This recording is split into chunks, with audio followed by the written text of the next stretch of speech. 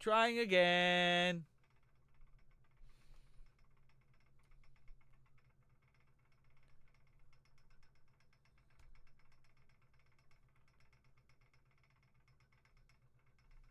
Whoa. Well.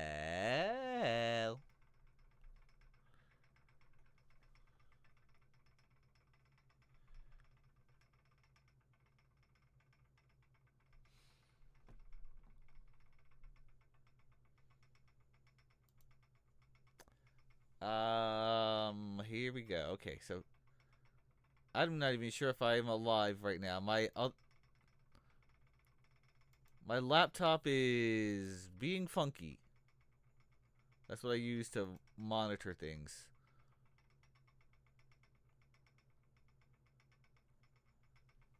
Okay, you can see me. You can, I think. Am I frozen again?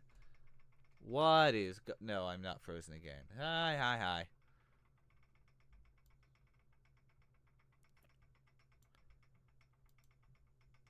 Make sure you can you hear me? Can you hear me? Okay, I can be heard. Okay, good grief. I don't know what's going on. My computer's been funky lately. I'm gonna try again here.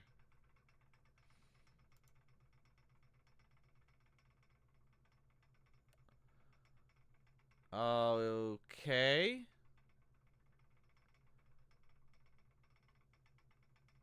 It's doing it again where it's not showing the display.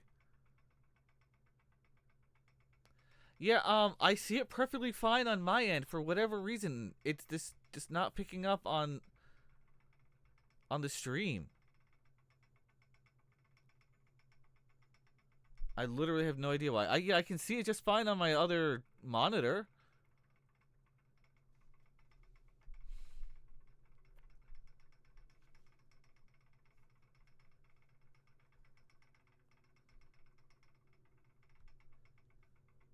So I don't know what's going on.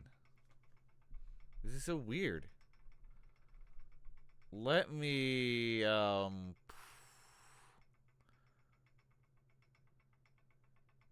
could it be an OBS issue? Possibly. One way to test this. Okay. Okay. Um this is what you're supposed this is my second screen. This is the screen where it's supposed to show up. So it's capturing this. So you can see me moving this, blah blah blah blah blah blah blah blah blah blah blah blah blah. So it's capturing that.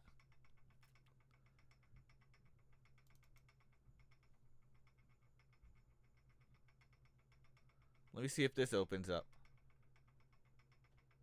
Okay, and like Portal opens. Obviously, I'm not gonna play Portal.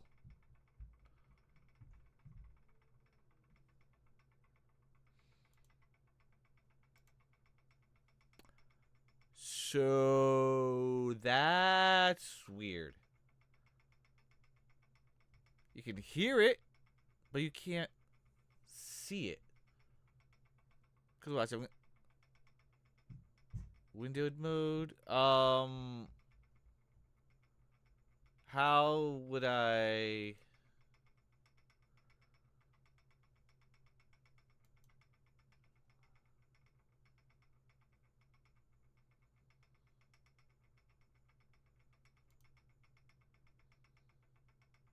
Steam game recording is currently disabled. Um.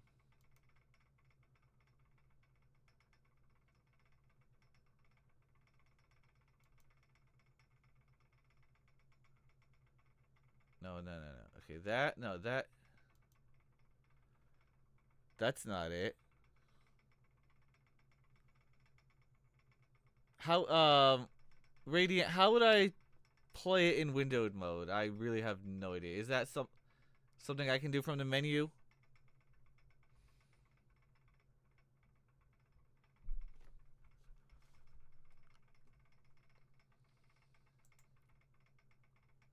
Main menu after I launch. Okay.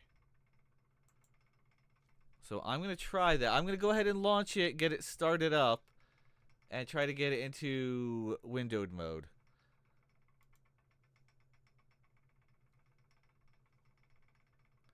See, that's exactly what happens. I can see English or Spanish.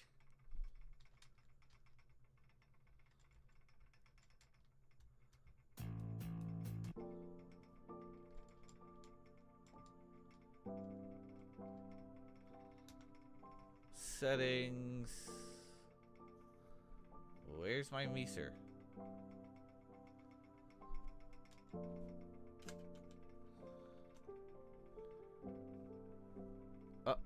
Okay. I took it out of full screen.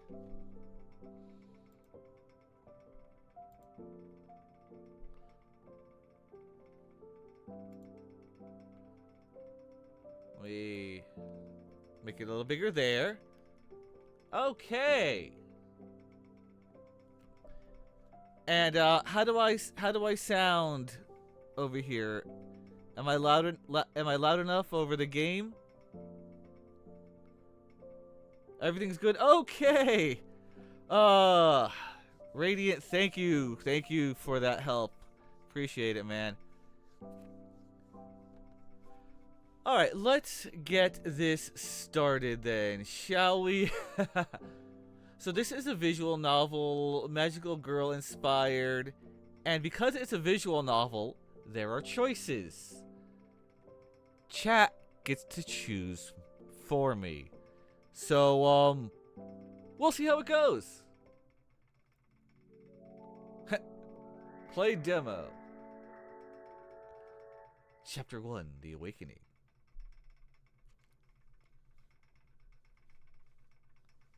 This demo is an early access version of the game.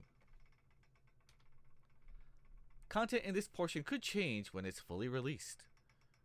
Yeah, that's a demo. my game, same thing. Some things are definitely going to change between demo and then. Anyway. Ready.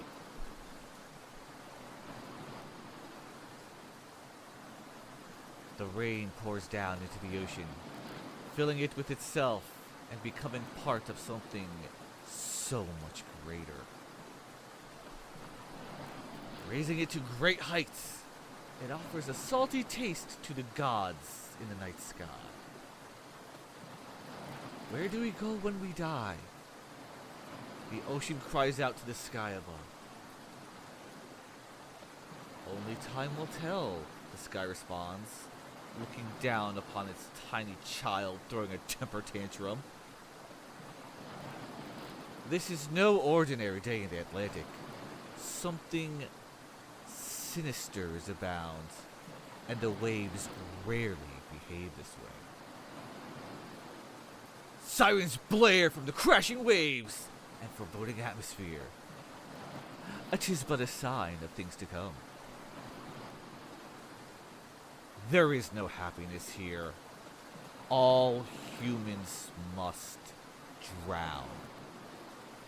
No life, no love.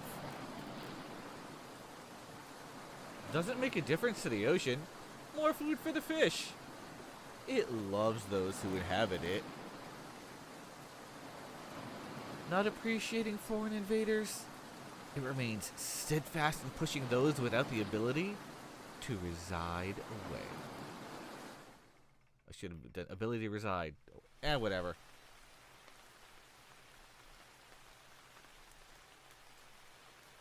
In the woods, the rain was more peaceful. The pitter-patter of raindrops rest on the leaves and fall towards the ground. Burrowing into the dirt, the rain sleeps until it is called forth to the sky once again. Little did the rain know what it was in the presence of. In this particular forest lies someone very special. You! But, to be more specific, what you are about to become.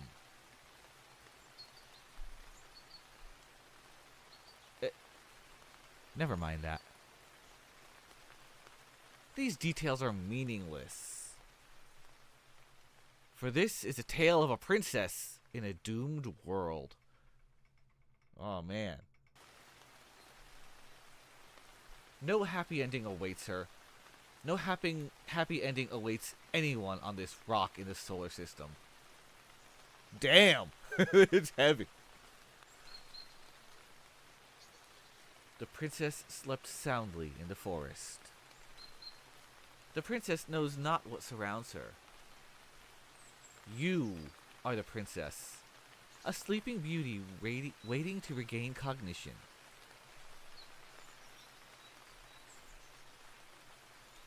Wake up, dear princess.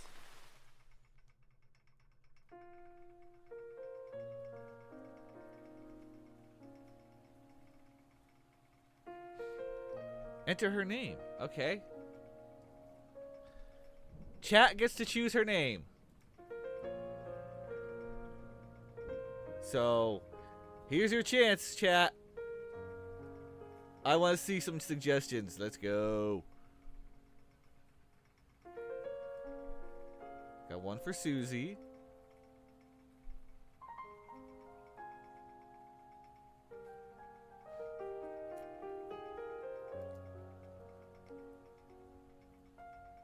Anyone else? Go ahead.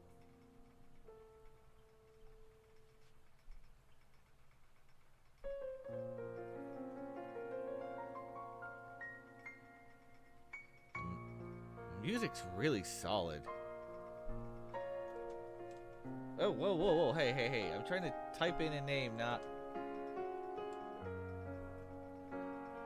Susie or...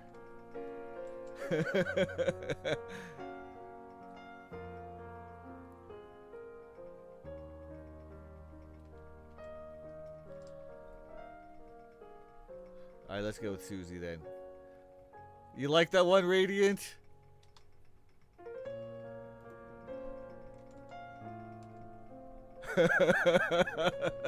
I think I'll go with it just for the hell, just for the OMG.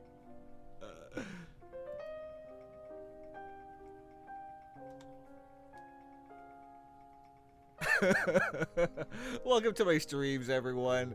Hey, things get a little silly. Hey, I'm a silly robot, but it's all good. Yours was a Kirby reference, but I beat you with a K-pop Demon Hunter.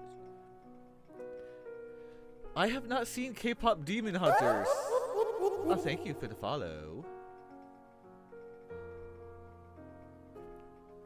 I did not know that was a K-pop Demon Hunters reference, so, hey, whatever, let's go, right? It's all good. As you attempt to move, you find that you cannot do so. Uh-oh. Numbness has taken over. Your body feels as if it is a statue. Sussy is the name of a demon bird in a movie. Wow. Well, how about that? And what's another name for women? What's this slang? Birds. And so the lead character is a bird. And ooh, this Radiant, you're gonna love this. Because you talked about that, you said that this game involves addiction. What are addictions? Demons. Yeah, I think you like where I went with that one, huh?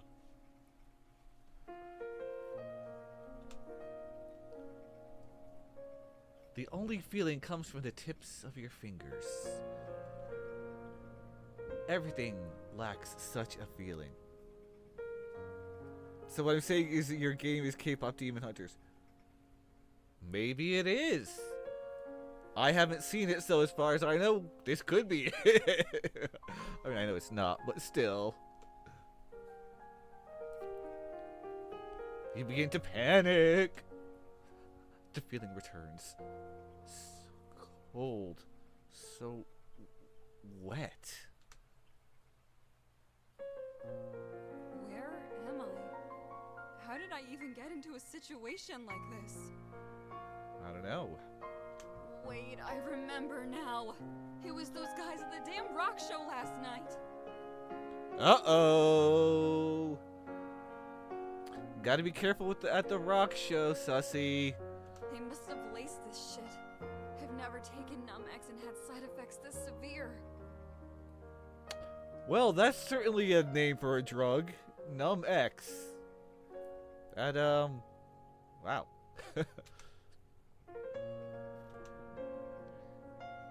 You move your eyes around looking for your purse, but it is nowhere to be found. Oh shit. This means your cell phone, wallet, and other belongings are gone. Yeesh. The only thing they left behind was an empty bottle of pills. You don't recognize the brand. As if things couldn't get any fucking worse for me right now.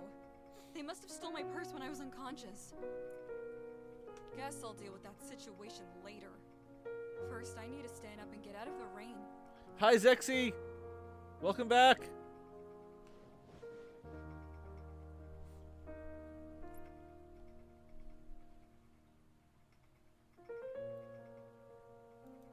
Oh, good. When it's in windowed mode, I can pop over to my second screen.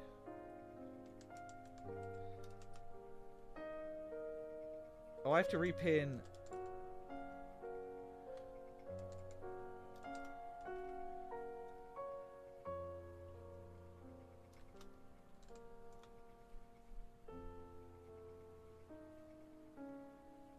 Let me just repin the Kickstarter.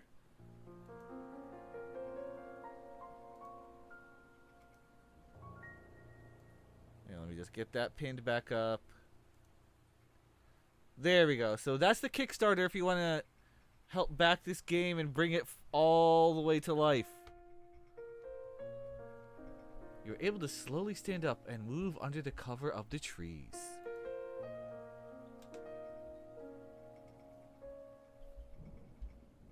Everything is in so much pain. Your head is pounding. It feels like it's about to explode. Alright, chat. Your choice. Take cover and wait for the rain to end, or get moving and find your way home. 1 for take cover. 2 for get moving. Put them in the chat. Let's see. Let's see what your choice is.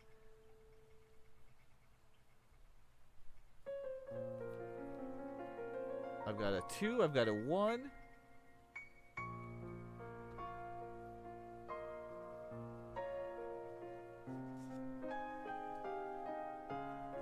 My goodness. Need one more for a tiebreaker. Who's gonna break the tie? Or not tiebreaker, but you know what I mean. Actually, yeah, it would be a tiebreaker because got 1 vote for each.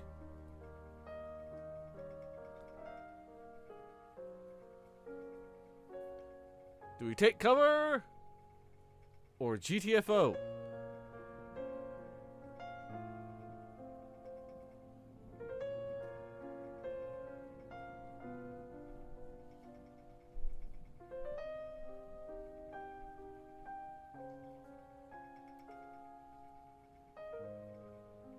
I'm going to do a coin flip.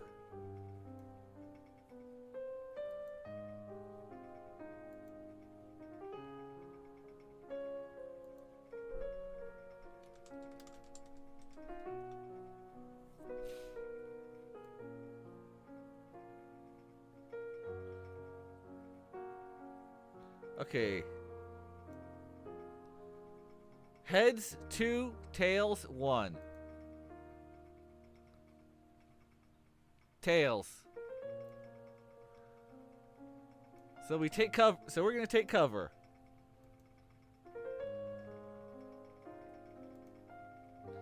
You decide to sit down and wait for the rain to stop before trying to go home. Being able to make that journey right now doesn't seem very realistic.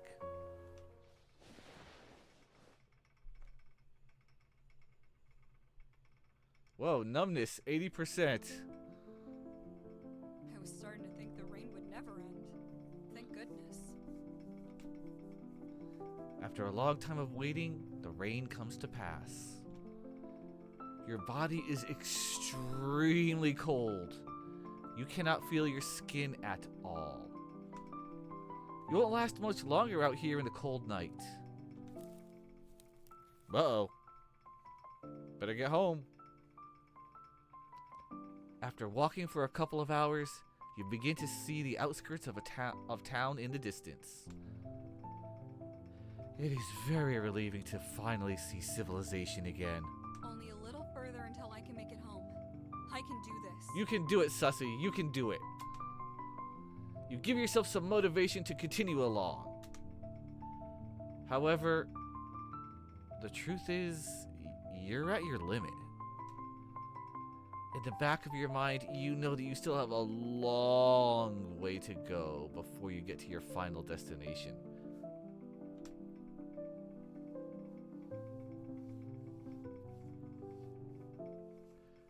As you walk through the countryside, you notice a house that still has its lights on. It looks as if it is a small older home, one that has seen a lot of history.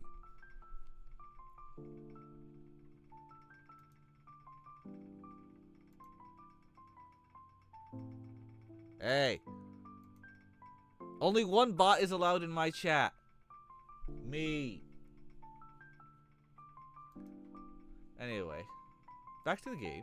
I hate to be this person, but I really need help right now. People who live on this side of town are usually really nice. Well, that's good. It is part of the culture out here to help people when they are in need. That should be how it is, like, everywhere, you know? Just, we all live here, help each other out. Just don't hurt anyone, don't steal, you know, the usual stuff. Even though Virginia is pretty far north, a lot of people here still hold on to those traditional southern values. Okay, we're in Virginia. Especially those that live in rural areas. That is such a hard word to say. Rural, yeah. Yeah. Might as well knock and see if they're willing to help me out.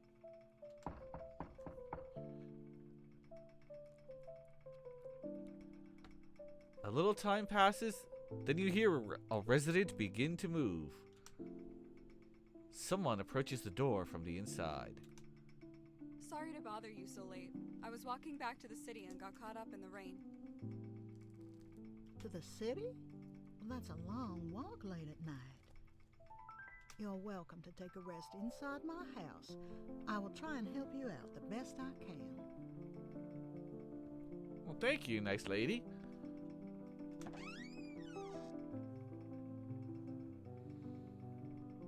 Hello.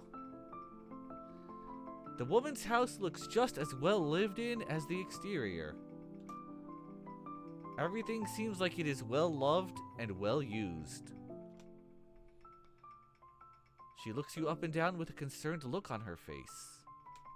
My goodness, what is a pretty thing like you doing walking in the rain on a Sunday night? It's a long story I would rather not talk about right now if I'm being honest. Sorry, I didn't mean to be pushy. I was just curious is all. My name is Samantha. I will go get you some towels and blankets. Aw, thank you, Samantha. You're very sweet. If you need anything else, please let me know. So, Radiant, you want to hear something funny? Your game and mine, though being totally different in every way and style, they both start out similar. You have the main character is a woman who, in yours, you know, soaking wet from the rain. Mine, she just washed ashore on a beach and has to find her way to the nearest town. And the nearest town, she finds an innkeeper who puts her up in a room for free, and, you know, the same thing, you know, dry clothes, food, that thing. How wild is that? Thank you very much. Nice to meet you. You can call me Princess. Let's just say it's a nickname that was earned, not given. Okay, Princess Sussy. Okay. I'm not really a big fan of my birth name anyway, so it was bound to stick. What, you don't like being a demon bird? Well, that sounds interesting, Miss Princess. Tell me more when I come back, okay?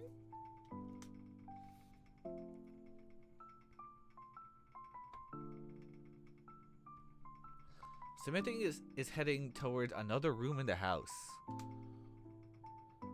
She moves slow, not because of her physical health, merely just to show she trusts you. Hi, Arthur! Yes, I am back, and, we already made one choice in the game. And now,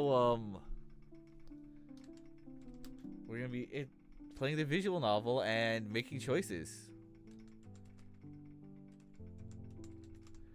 How goes it, Arthur? Gotta make sure I get shout outs to everyone. Yeah, I had to, I rebooted my computer because I was having some issues with VTube Studio, and also the game wasn't showing up. But thanks to Radiant, who was in here, he helped me figure out what the problem was. I put the game into windowed mode and took care of everything else, and boom, we're good. We are going, we are rolling, we are flowing, we are saying, let's get dangerous. It seems like she will be gone for a while, judging by far that. It seems like she'll be gone a while, judging by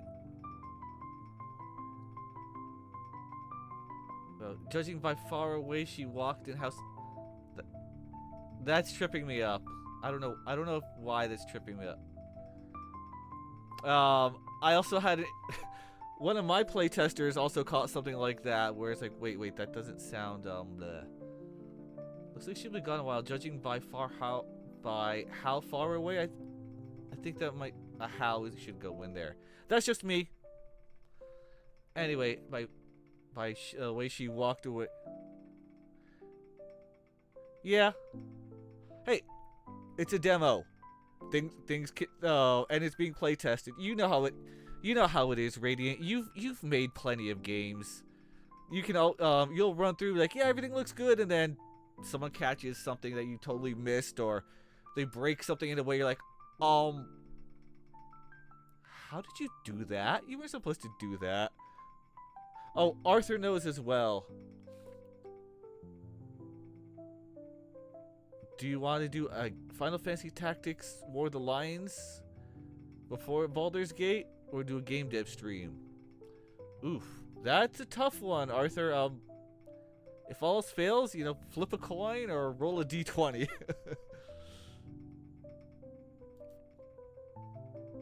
All right, chat. Now's your chance to vote. Samantha, the sweetheart. Do we rifle through her medicine cabinet, or stand here and try to stay calm? 1 for the medicine cabinet. 2, stand here and try to stay calm.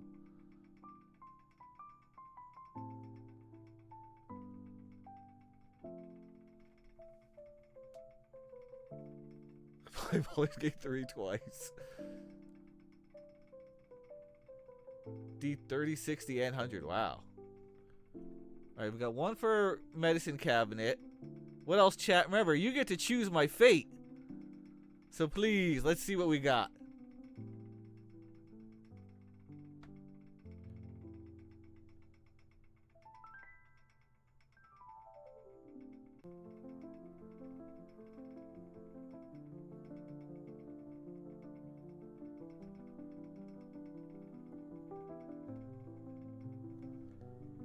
What first is always a good question.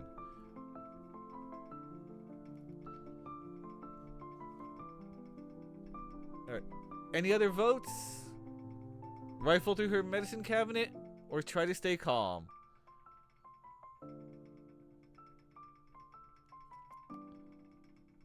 Also, my laptop is not loading up my creator dashboard, but that's okay. Alright, we're gonna go through the medicine cabinet then. Plus, hey, it sounds a bit more chaotic. As she walks slowly to the other side of the house, your instincts begin to take hold of you. You begin to move toward a place that you know has a solution to your main problem.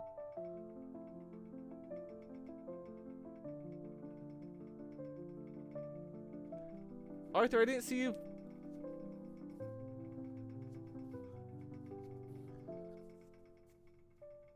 Like, I didn't see you put a vote in there.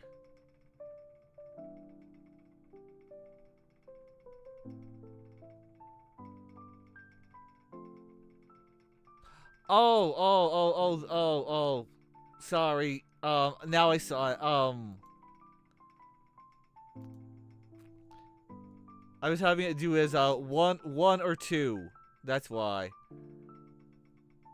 So oh no, you're being funny. Okay. Well, I'm sure we're gonna see some funny stuff. Okay, that's fine.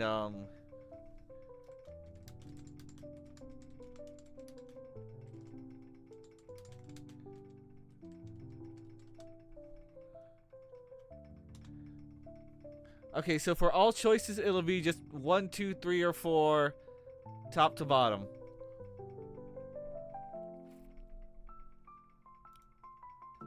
These side effects are getting to me. I bet she has some good shit in the medicine cabinet. So, for anyone who's wondering, Sussy, or Princess, woke up after a night of partying, basic is what it sounds like, at a rock concert, took some drugs, and feels like absolute shit. So that's what's going on with her. I need something to calm my nerves.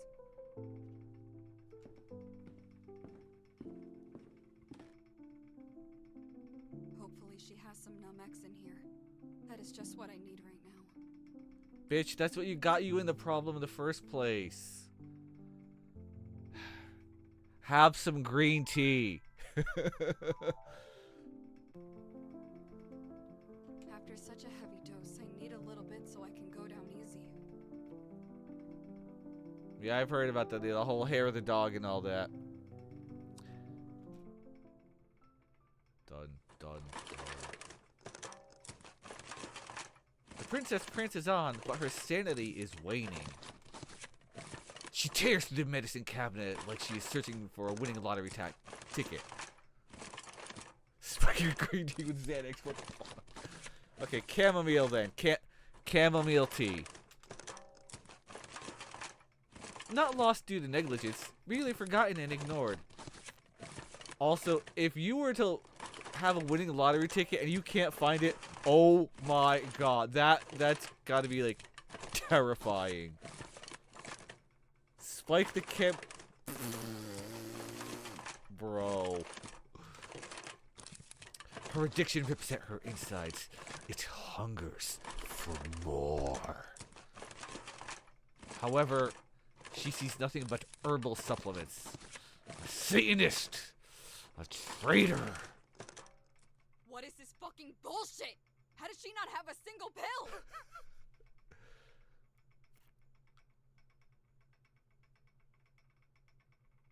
That happened to me, but it was only for...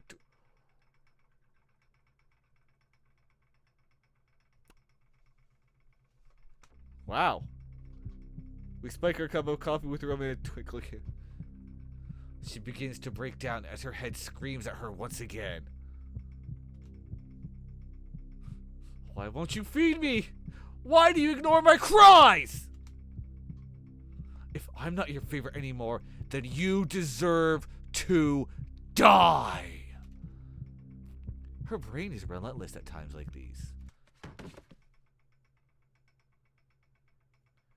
You spiked her sherry with rye. Wow.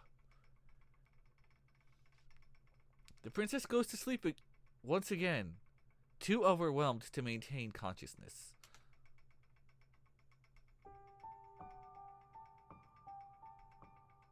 Samantha? Where are you?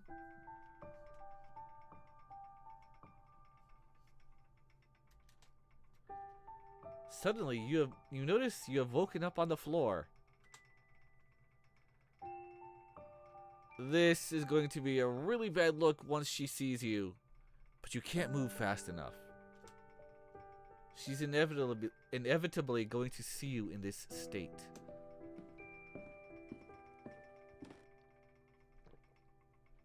You hear her footsteps approaching. Seems like she heard you and is coming back.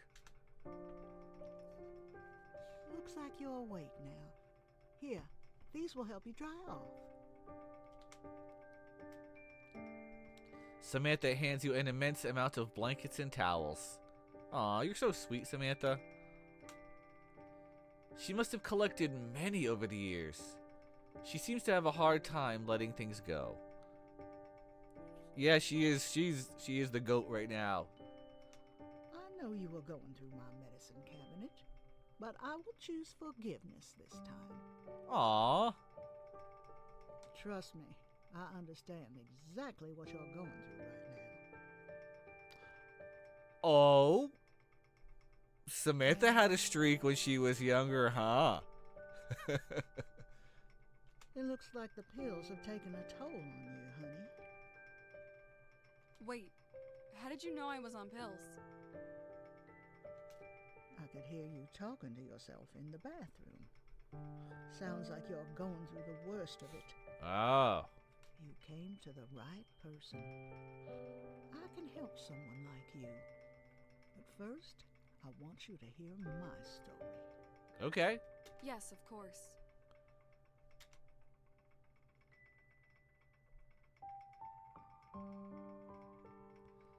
Samantha begins the story talking about her upbringing.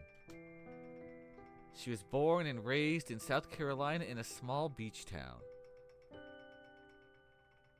The voiceover sounds low compared to me. Is there a way to adjust settings within, Okay, yes. Okay, voice volume is at max. So I can raise the game audio a little bit. In here. Lower it a little bit in here.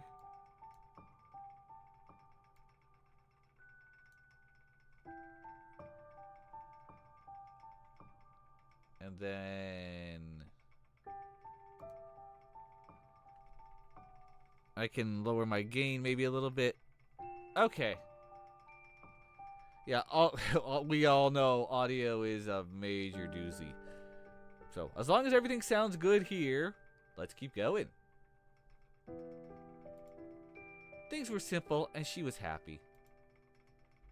After graduating high school, she married her high school sweetheart. Life was going smoothly and so far nothing could get in her way.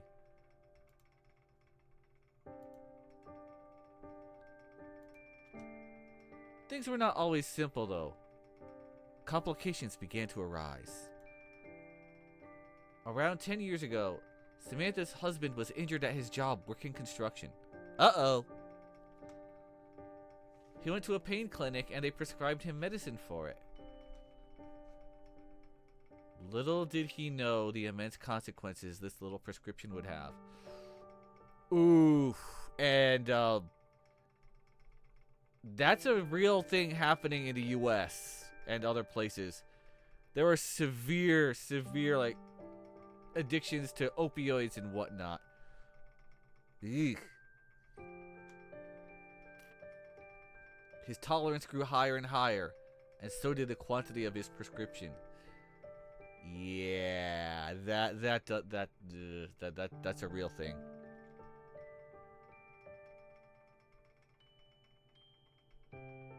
"5 years after his first pill, Samantha's husband would overdose and die." Ouch. Again, this is a thing that happens right now in real life. In this world. Samantha had picked up on the habit as well, but swore to stop once her husband passed away. Respect. Oh, fuck. Doctors turned their back on Samantha once she stopped taking the pills and was no longer a profitable customer. Yeek. That's why for-profit healthcare is bad.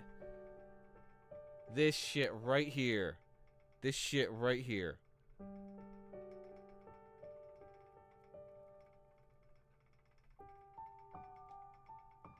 Even though Samantha had stopped taking the pills, her addiction persisted. Deep down, she knew she would relapse eventually. The pain in her heart couldn't be filled with anything but pills. Not that she had any other option. Hey, Radiant, you're gonna get a kick out of this emoji then. Do not ask. Just know it. Just know what it is.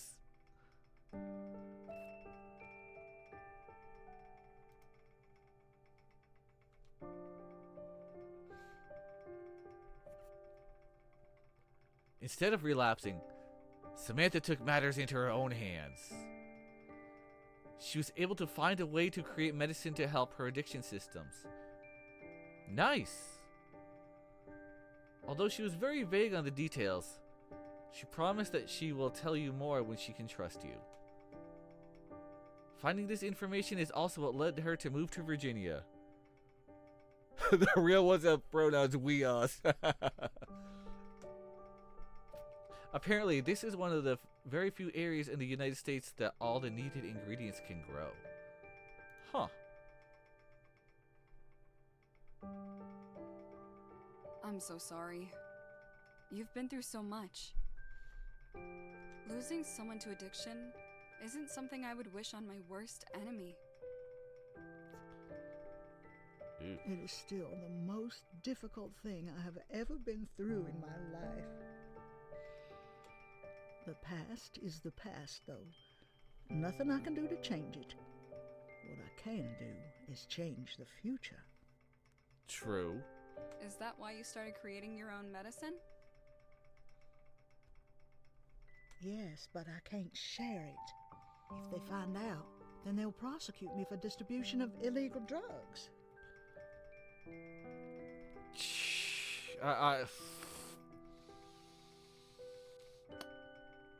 Yeah.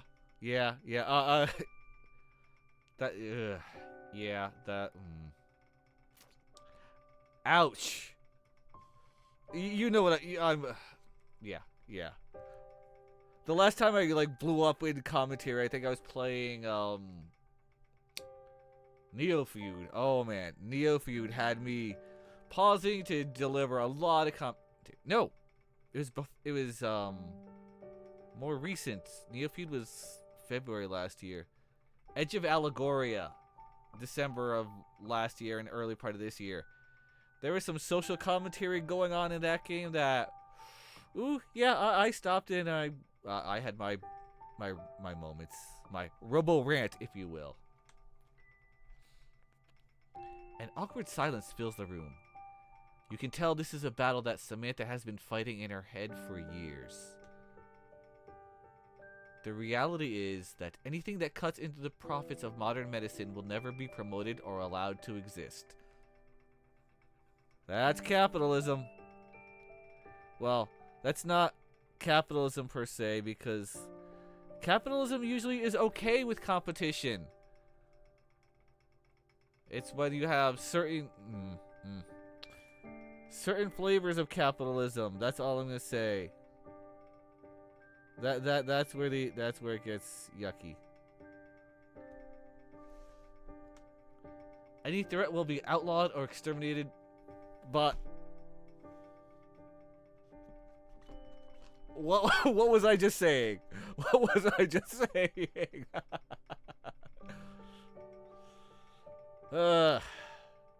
Yeah.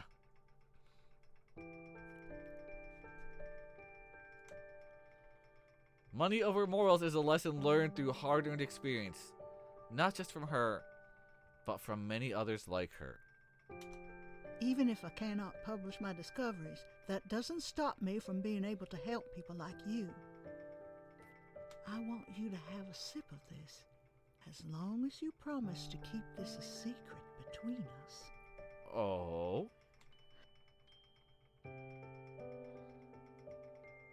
Samantha walks up and picks over a strange-looking green liquid in a small bottle that she set down on a nearby table.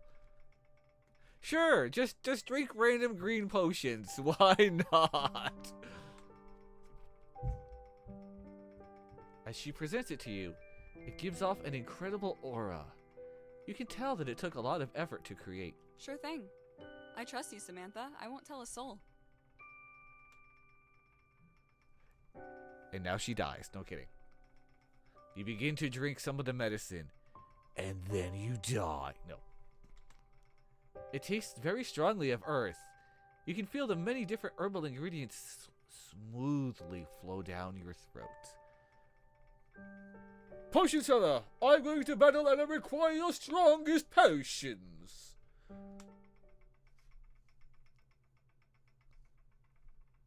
Your body relaxes like it never has before. You begin to feel as if you are being pulled into a dream. A dream which becomes more and more vivid with each passing moment. Don't fall, honey. Don't fall.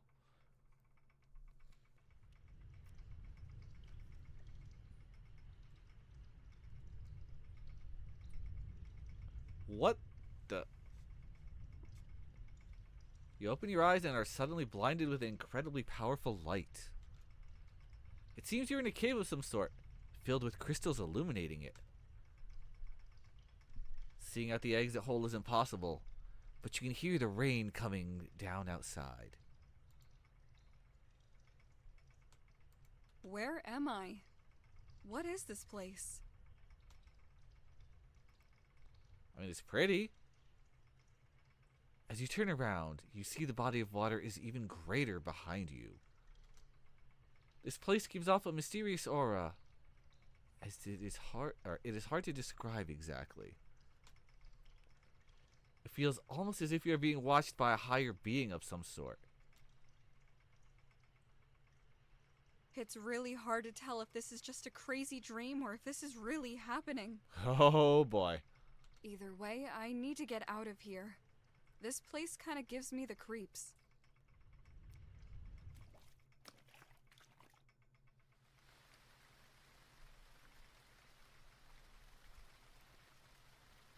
After exiting the cave, you see a long path going into some mountains covered with forestry. What is going on? This can't be real. Is it? The rain is even colder in this place than the forest you woke up in before heading to Samantha's. Although that world seems like a faraway place from wherever you find yourself now. Rocks float in midair above you as if held up by some supernatural magical force. You wonder if the higher being is incredibly hot? Well, you, people who would know, you. I mean, you made the game. Or, yeah. You did. You're on the team, aren't you? I want to make sure all credits are given correctly, of course. With no other options, you follow the path into the mountains.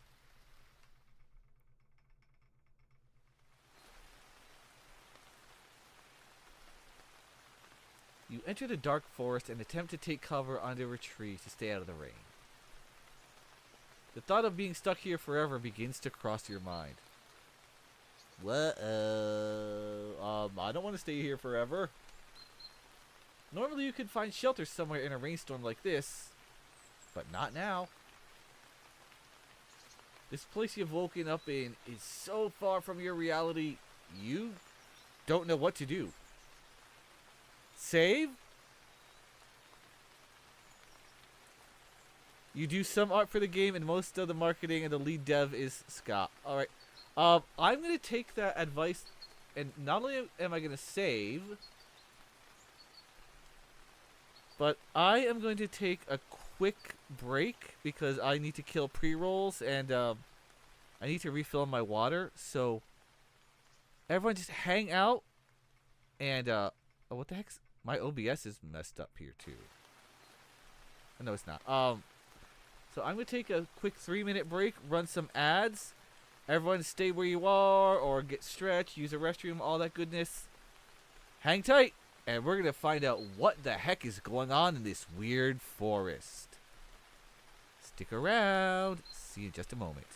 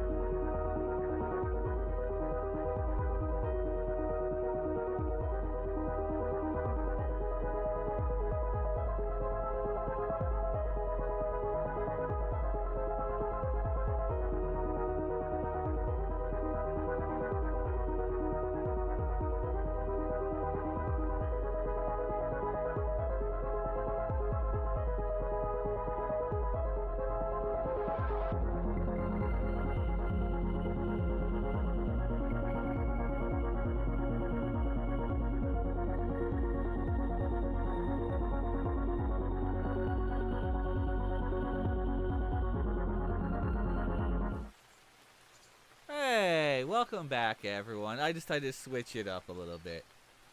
So now we're on this screen. Do you like this one better? Or this one?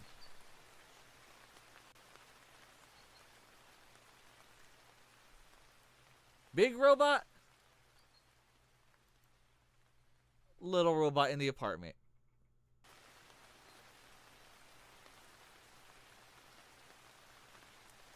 Big robot. Hi.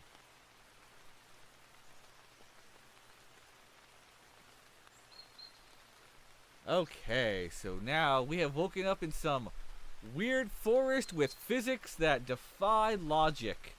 And, potentially a hot, deity or something?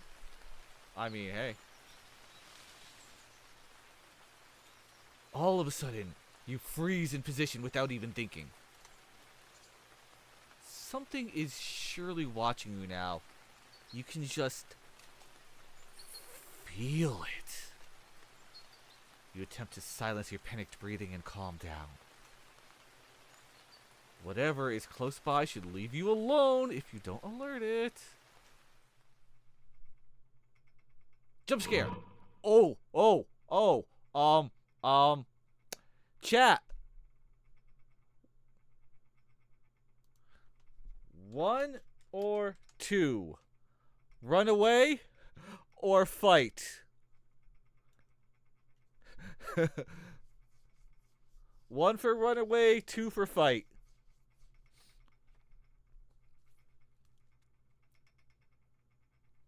I've got two fighters. Okay, so I've got 2 fighters.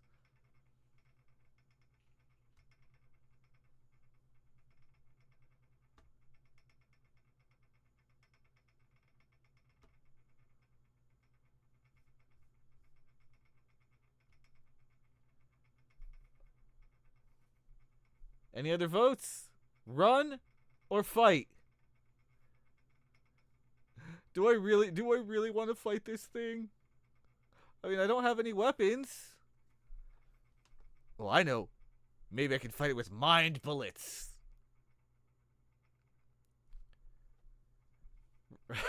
Radiant says, let's go. Alright, in that case, LFG. Leroy Jenkins. Oh shit.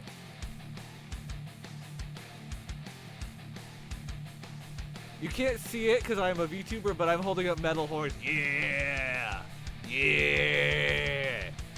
Yeah. No, but for real, this music kicks freaking ass. Good job to whoever did this. Like, I would have put this in my ears and just freaking rock out. Who cares?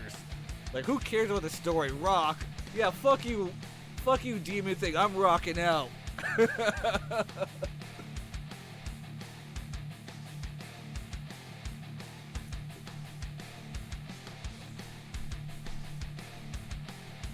Like, there's 2 kinds of music you want when fighting a demon. Either something heavy metal like this, or something so cute, bubbly, kawaii that it's ridiculous. Anyway, heavy metal, let's rock. The veins in your head begin to rush as blood starts flowing rapidly into your eyeballs. Every hair on your body stands up as it feels like your skin begins to peel off. I see what you did there, Radiant, like K-pop. Sure, why not? You know, like K-pop Demon Hunters even. I know you're with it. You feel heat radiating from your skin surface like a star being born in the night sky. Nothing is the same anymore. This is only the start.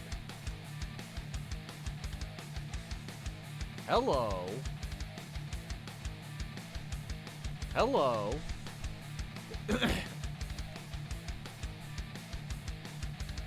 Time freezes.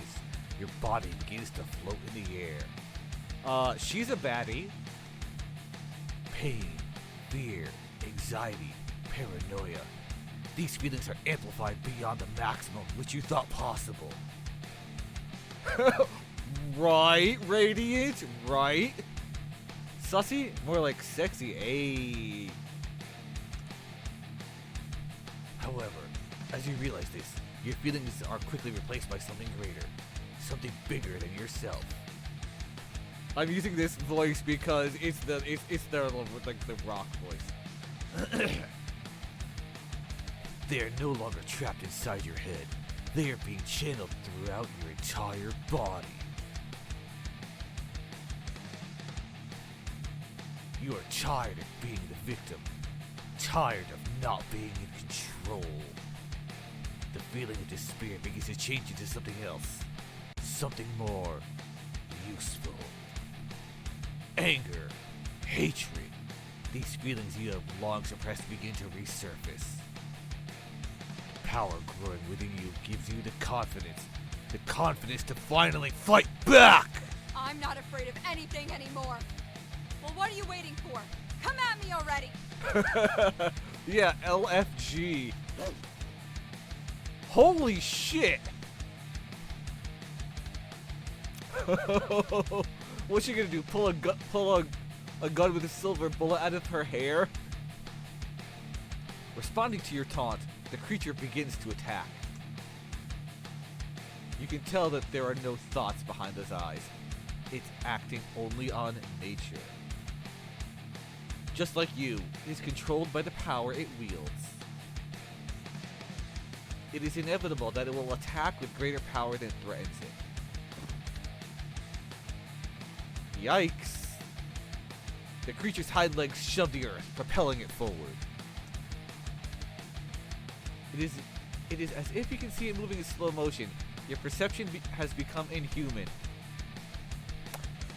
Which is a thing that people often say, is that when they're in times of like great stress and danger, time seems to slow down.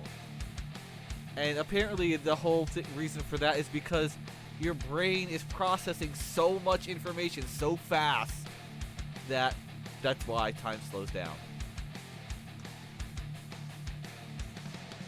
Judging by its speed, it is no match for you. Merely a test to see your true capabilities. The Matrix, right? With this power, you can obliterate it without a second thought. Oh shit.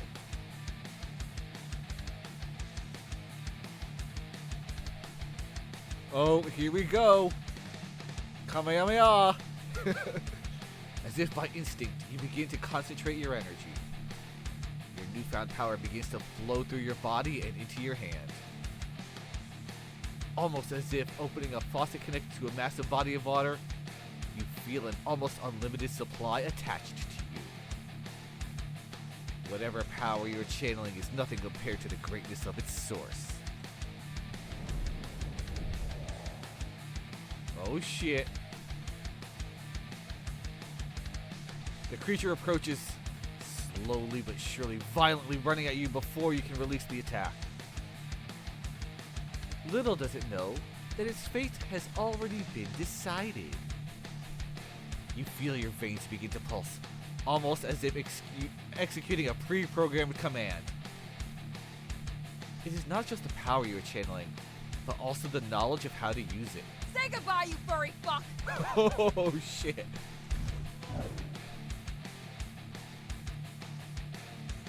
A black bullet flies out of your hand and cuts through the air at the speed of light.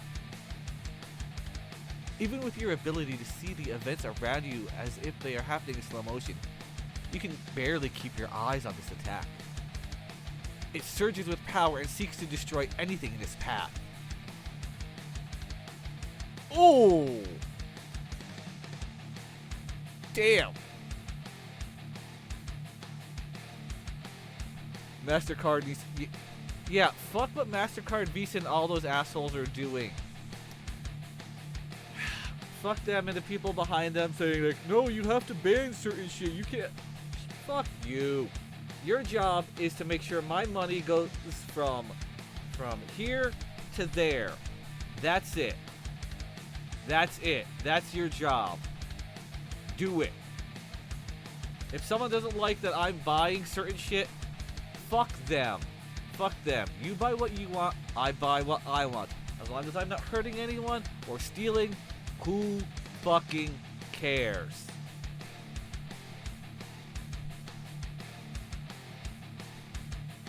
The attack instantly tore through it like a speeding bullet going through a paper target. The creature is frozen in place, unable to move a muscle. You can see the look of terror stuck on its face as it realized this was the final moment it would be alive. Just as quickly as the battle started, it was over. Wow, okay. that background though, where yeah, she's got all that fire. I had to go fire eyes. Taking a life with no remorse. This is not something you thought you would do. But something else seems to be influencing you.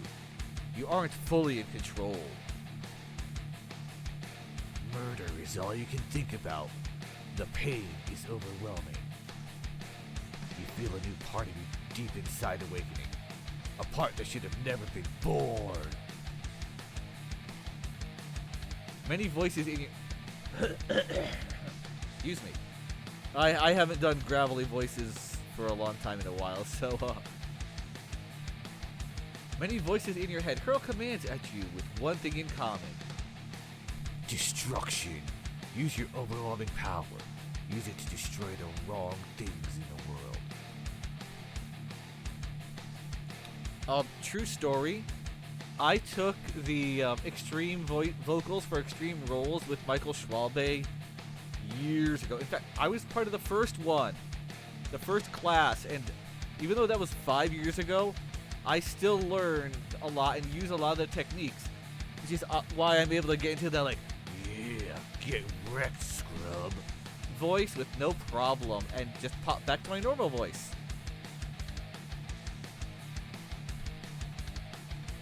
However, the voices begin to get quieter and quieter. The silence finally allows you to think again. Man, that guitar though, that was hotness.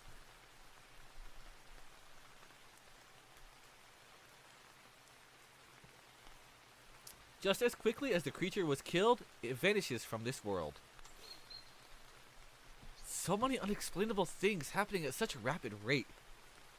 Like everything going on in our world right now in the current year. Your negative thoughts begin to rush back into your brain, going back home where they belong. Excuse me. As you look down, you can see that you are slowly transforming back to your original form. You're right back where you started, in a forest in the rain. All alone, just as you always have been, with the feeling of dread and solitude overwhelming you. The darkness inside of you begins to vanish and is replaced by sorrow as your power fades away. I can't do this anymore. I give up. Guess I'll be stuck in a goddamn forest for the rest of my life. In whatever fucked up world I've somehow ended up in. 90% numb. Yikes. Suddenly, you feel a mysterious energy surround you. Everything begins to fade away once again.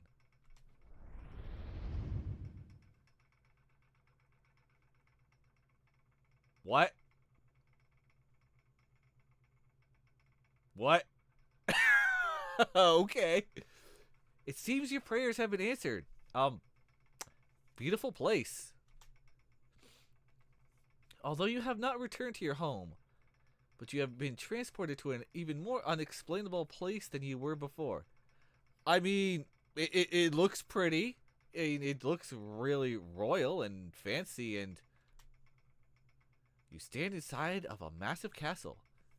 Judging from the silence of it, seems devoid of any people. Sure, let's just go into an abandoned castle. Why the fuck not? However, everything is far too clean for it to be abandoned. So where is everybody? You are incredibly powerful, I must say. Okay. Ah! Yeah, my thoughts exactly, Sussy. Oh, hello. A girl walks in front of you after silently watching you mentally struggle from behind. Cute. She seems like she's around your age. A little too familiar. You wouldn't be surprised to see someone like her at a rock show. But in a medieval castle? Oh, whatever. They could people can go where they want. I wouldn't be surprised to see her in a medieval castle. Yeah, it doesn't add up at all. Just curious. What type of magic was that? Death magic. Magic? Is that what I was doing? You don't know about magic? That must have been your awakening then. Uh-oh. Awakening. Awakening her powers. That seems pretty awesome. The girl begins to look flustered and falls silent for a moment.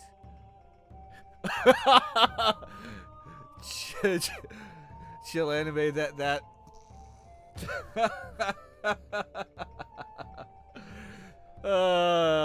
this is why my streams are for mature audiences. The girl begins to look flustered and falls silent for a moment. You can tell she is processing a lot of different thoughts, deciding on the best course of action. Firstly, my name is Kusano Hime. I'm the goddess of vegetation and am responsible for governing all life on Earth. Wow. I did not expect to be meeting a goddess. Secondly, you have a lot to catch up on. I'm going to guide you to my sacred library to do so.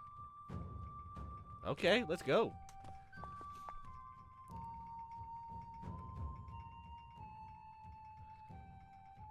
I'm gonna butcher her name. Oh. Alright, let me get a timer set up. Okay.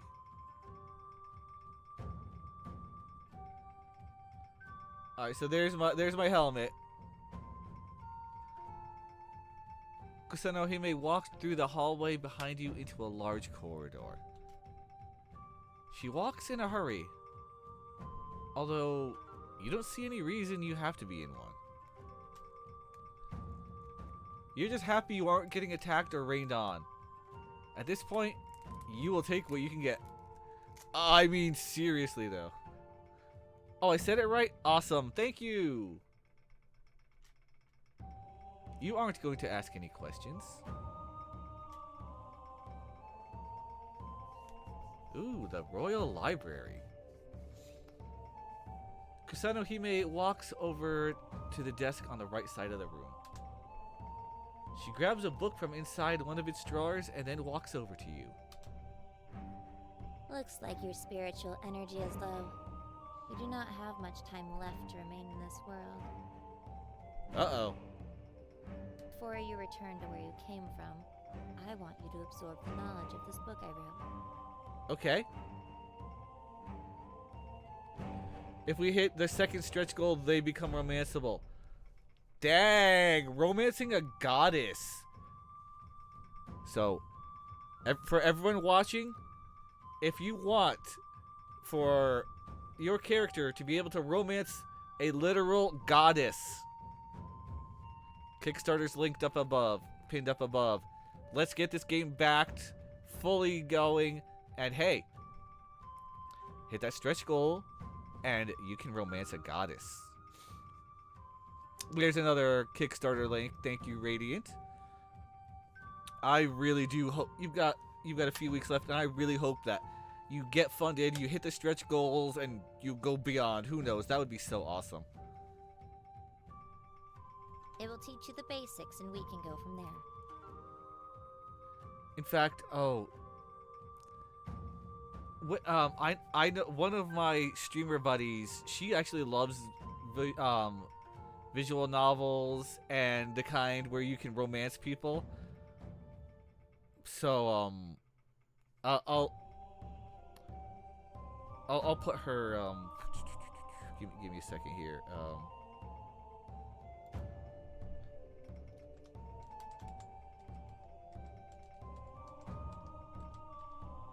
I'm gonna give her a shout out.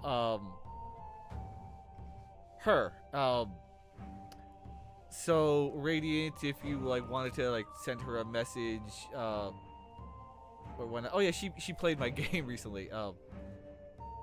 I think she would get a kick out of this game, cause she was also playing Date Everything not too long ago, And yeah. Hey, why not, right? She's played a few of these games. I think this would be right up her alley. Anyway, let's continue on. Okay, Miss Goddess. You want to teach me the basics? Let's go.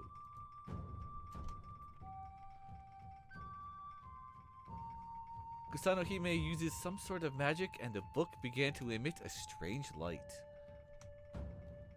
As you look into it, your vision fades away. You begin to have a flood of knowledge enter your brain. She is Radiant, same name, Jojo Spud 247. She doesn't use Blue Sky as that much, but she uses it enough. She has a little bit of a presence there. And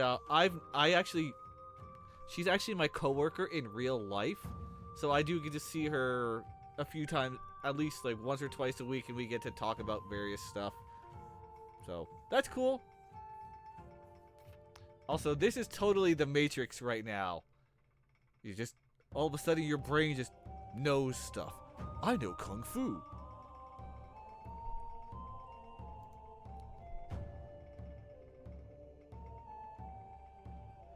Oh, look, it's Windows XP.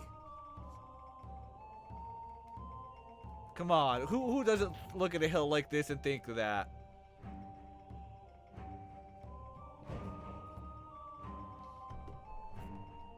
When a world is first created, so is a place called the Spirit Realm. Although it exists in a separate dimension, it is connected to the life on its original planet. The gods and spirits of that world reside in the Spirit Realm, and they govern all aspects of it. The Spirit Realm for Earth used to be vibrant and full of life. That was until the Void arrived. Uh-oh. The Void arrived to Earth's Spirit Realm around 2 years ago, shrouding it in darkness. With its arrival, it brought an army of evil spirits with it, which waged war with the divine. One by one, the gods of this world were captured and fed to the Void, being farmed for their spiritual energy. Damn! The only god who survived was Kusano Hime, who went into hiding and assumed the role of all the gods in their absence. That's heavy. That is some that's a lot. Having to do all the work of the different gods as one. Ooh. The Void is an evil spirit that has the power to travel to different spirit realms and consume that world's spiritual energy. I'm getting Galactus vibes, don't ask why. Or maybe you know. Once it consumes enough energy in that planet's spirit realm, it then transports itself into the real world. Excuse me. This requires an incredible amount of energy and takes many years to do so. But once it happens, all life is instantly consumed. Holy crap.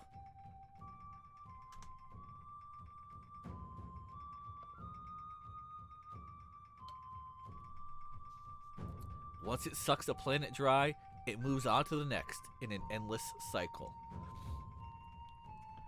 Yeah, I think Galactus and Lavos for that.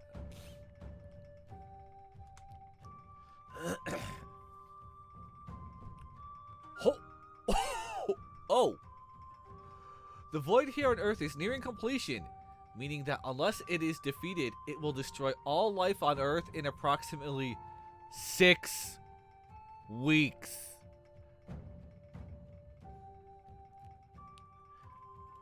Sure thing, Radiant. I'll send her all this through DMs on Discord and whatnot. So, I'll take care of that for you. No problem. Don't worry.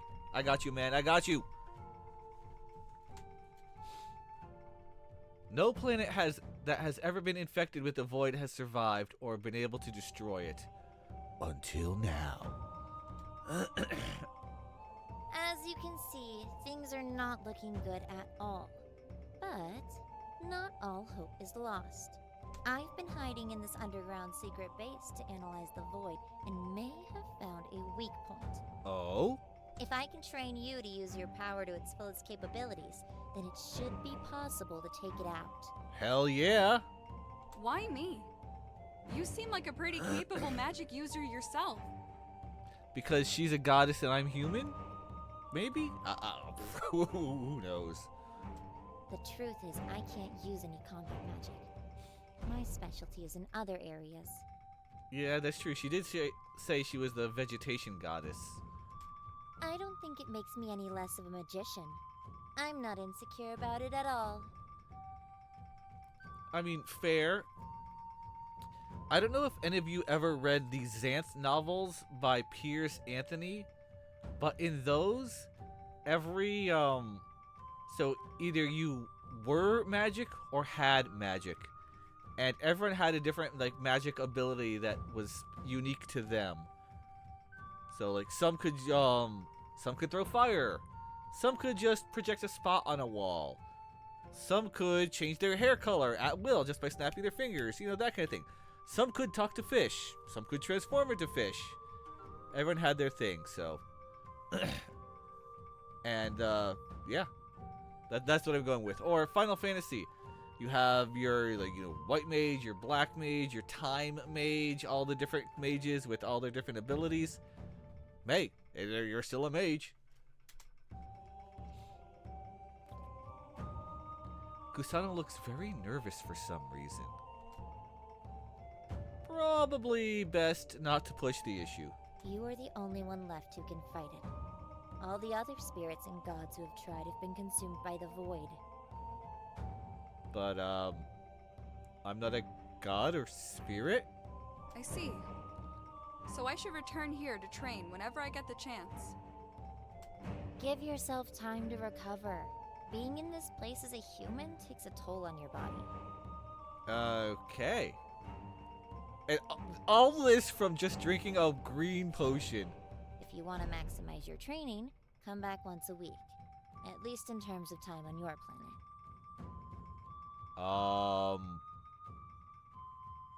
Now that makes me wonder how time flows for her.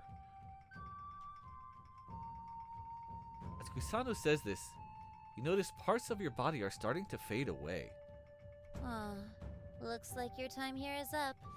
Return in 1 week's time and we will begin our training. Cool. Your vision fades away as you begin to drift between this place and another. I'm falling! Yes, I want to save.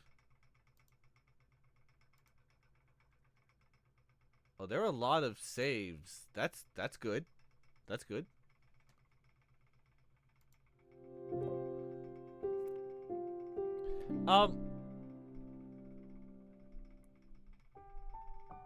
Oh, okay, that's why. I was looking at the dates and like, wait, why does it say August 25th when it's the 19th? But then that's because that's the date in the game. Okay. Thought I was about to have some sort of time travel paradox going on between real life and here. Great Scott. As you awaken, your body feels like you ran a marathon in your sleep. Your head is pounding and your body is very slow to respond. The clock on the wall above you shows that it is 8 in the morning. You must have slept here all night. You remember your incredibly strange dream. Or was it a dream? Well, it had to be. Right? Right?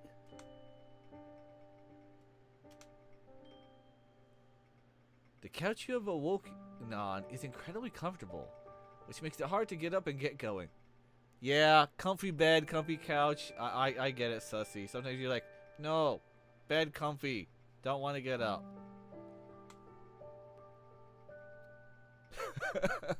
It sure is nice to wake up somewhere that isn't the ground. The pillows make it feel like you're floating in midair. Plot twist. She actually is floating in midair. She gets off the couch and all the way down. You cannot stay here forever, though. Your destiny awaits you. Objects at rest tend to stay at rest. The only way to change that is an outside force. Newton. You push yourself up and get your day started.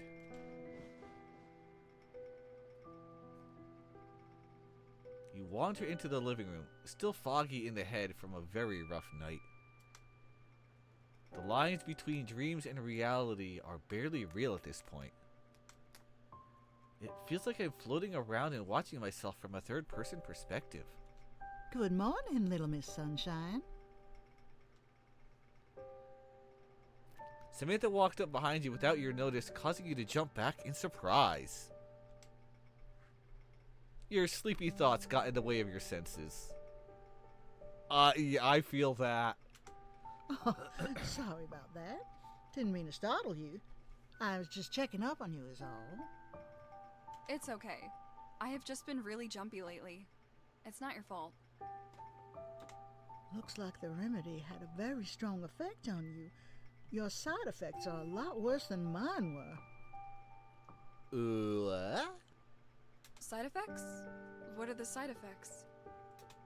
Well, the normal ones are minor muscle fatigue and drowsiness, but instead it knocked you out cold. Oh. I had the strangest dream ever. Must have been the medicine at work then. Hopefully, since the side effects were stronger, the medicine will be stronger as well. You will still have cravings, but they will go away as long as you take a dose once a week and stay off the pills.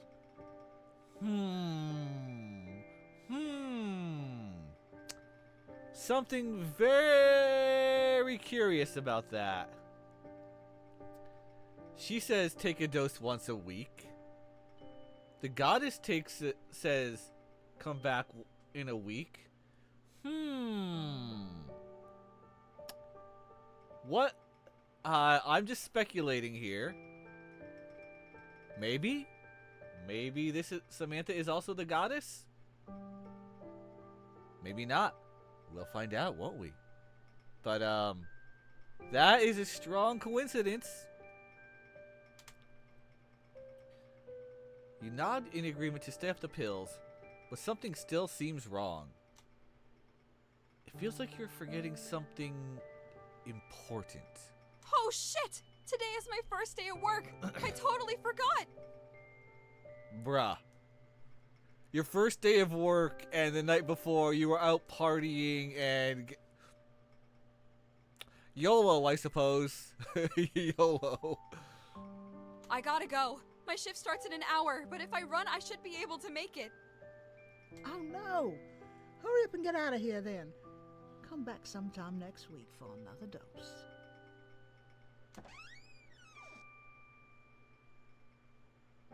You give her a thumbs up and then rush out of the house. Samantha waves goodbye out her front window. She remains very friendly towards you, even with your very odd behavior. It seems she really does understand the pain you are going through. At least to an extent. You went to a concert before your first day of college. Young people are like that. Yeah. Come on. I don't know how old you are, Radiant. You don't have to answer. But yeah, we have all done shit like that. I'm in my 40s. I did plenty of dumb shit in my 20s and 30s where I would go out or do something like that. Hell, I even had it where a buddy of mine and I saw the midnight showing of Star Wars Episode 1 in theaters. Yes, I'm that old. And I had to be at work the next day at like 10 o'clock. By the time I got home from it, because it was midnight showing, movie was over 2 hours. By the time I got home, it was like 3. I had to be up at like 6 or 7. Yeah, I was tired that day. I was tired. Still managed somehow. Still managed with only like 3 or 4 hours sleep. But then I was like 18, 19, so I could do it. Now, no way in hell. Now around midnight, I'm like, oh, I'm tired. I'm going to bed. You make a mental note to come back to her house next week.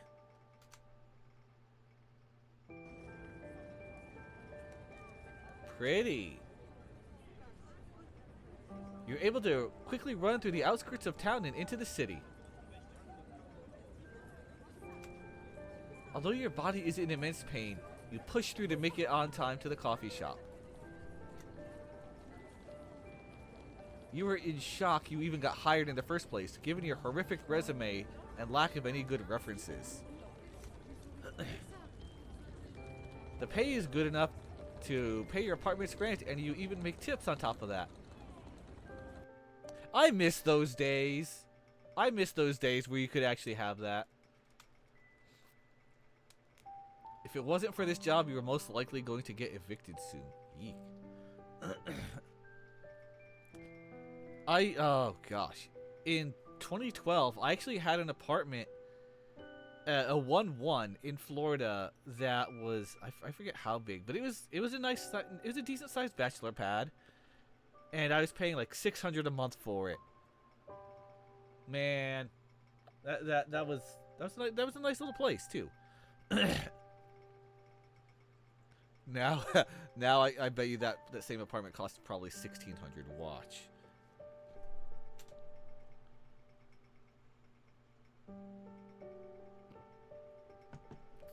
You make it to the coffee shop, appropriately named Coffee with Minutes to Spare. You weren't even in grade school when Phantom Menace came out. Well, yeah. Hey, it's all good, man. The shade from the tall buildings nearby provides some much-needed cooling. The summer heat is in full effect this time of year.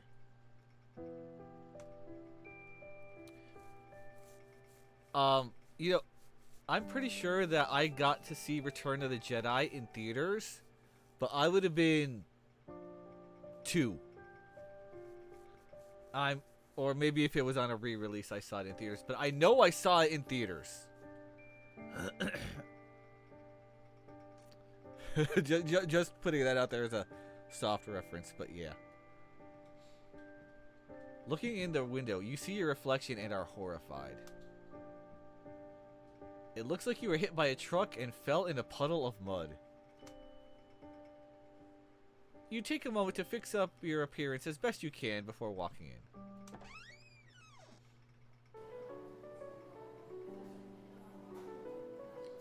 After you enter the shop, the strong smell of fresh coffee fills your nostrils.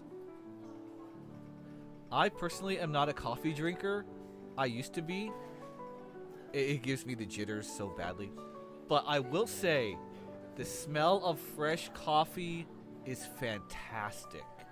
Like, just smelling is like, oh, that smells so good. So, yeah. The coffee shop is full of many different kinds of people. Young and old, wealthy and poor. This environment is much different than when you were here for a job interview during after hours. I mean, yeah. You see an employee walk up to you from behind the cash register. He approaches you with a friendly yet serious expression. You can tell he takes this job and this shop seriously. Although, you don't get a sense he's a serious person at heart. Is he me in some respects? Because, okay. Now, it's dependent on the job, but in general, I'm kind of like that. You saw you saw Revenge of the Sith in theaters as a kid, and it was part of your gay awakening. Anakin. Hey, hey, everyone likes what they like. And a lot of people see movies and then they're like, "Oh, hello, who are you?" I knew one girl who said she had snuck into, I think, Interview with the Vampire, and she saw boobs, and said that was her bi awakening. For a lot of people, also there's a running meme that their bi awakening was The Mummy and The Mummy Returns.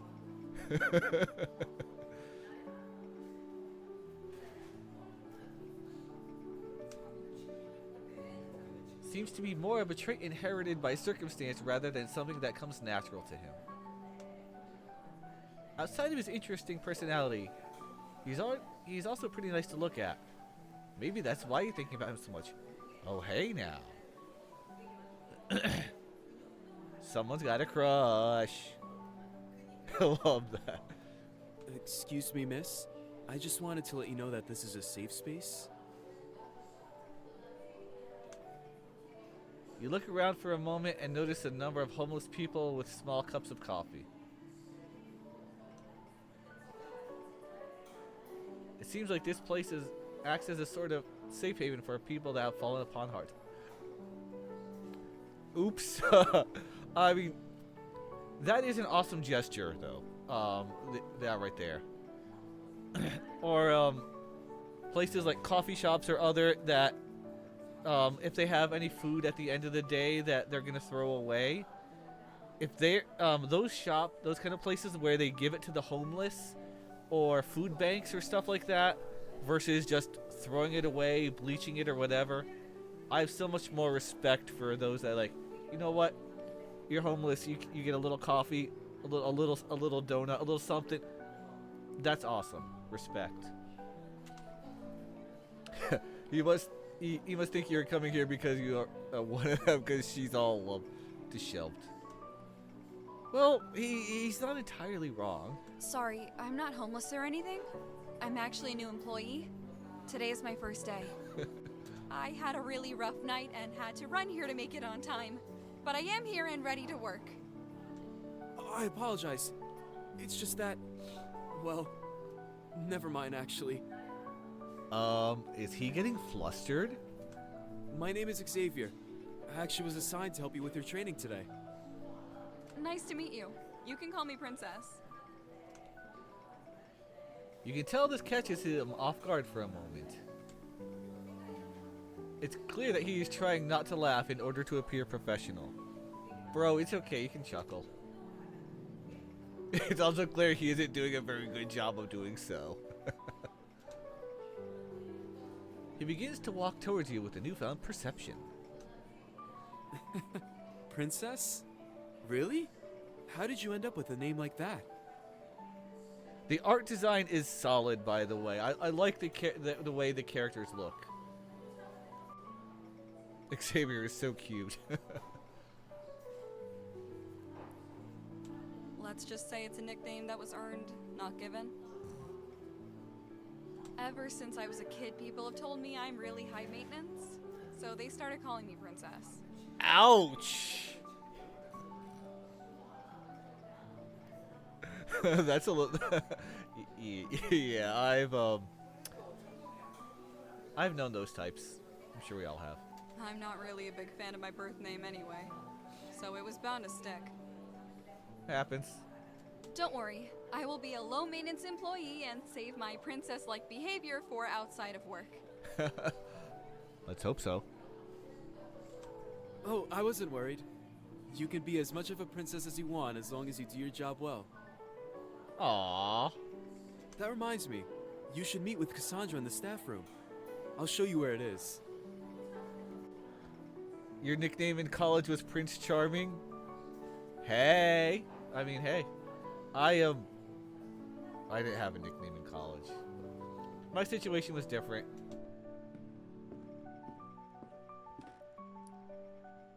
Aw, why does she look so sad?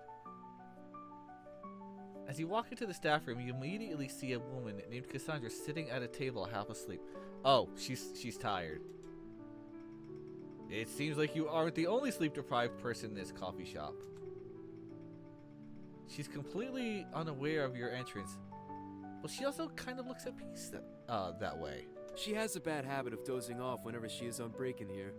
Don't hold it against her. Whoops. And don't try to talk to her before her alarm goes off. Just trust me on that one. Oh, yeah. Someone will be grumpy. She'll be a grumpy.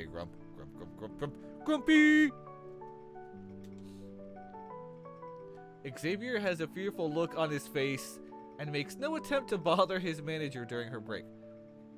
Oh, she's the manager. Okay. Seems like he probably has experience trying to get her to wake up forcibly in the past. Judging from how he's acting right now, it is safe to assume that it did not go well at all. Yeah, sounds like it. Hello. Alrighty, time for me to get moving. The girl suddenly jolts awake after a few seconds of her alarm going off. Her energy is unmatched. No wonder she's the manager of this place. You're conflicted. On one hand, it is rather responsible of her to set up an alarm before dozing off. On the other, it seems unprofessional to sleep at work, especially as the manager. Although her first impression wasn't the greatest, she's defying my preconceived notions of her. Oh, hello. You must be the new employee. My name is Cassandra. Nice to meet you. Hi. Hello. To quote Animaniacs, hello, nurse. And now Radiant and everyone else knows what I like. Whatever, I don't care. Hello.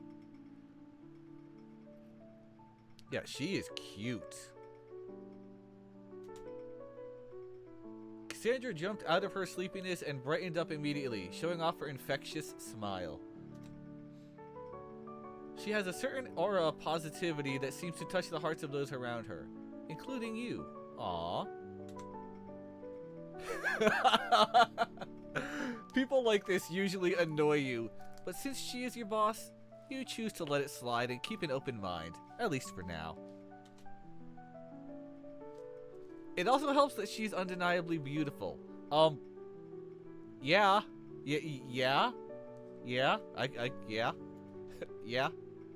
Yes, she told me people usually call her princess, which she prefers. Aw, that's so cute. Welcome to the coffee shop, princess. I'm the manager here, so I'll be showing you the ropes today. Xavier, could you back out and cover the front? I will take it from here. By the way, all the voice acting has been solid, so great job with the casting. Xavier hurries back to the busy coffee shop after giving you and Cassandra a reassuring smile. As he leaves, Cassandra approaches you with a confident look on her face. So you love them all? That's we good. are a bit understaffed, and the shop is busy, so a lot of your training will be learning while doing. Is that okay? Ugh.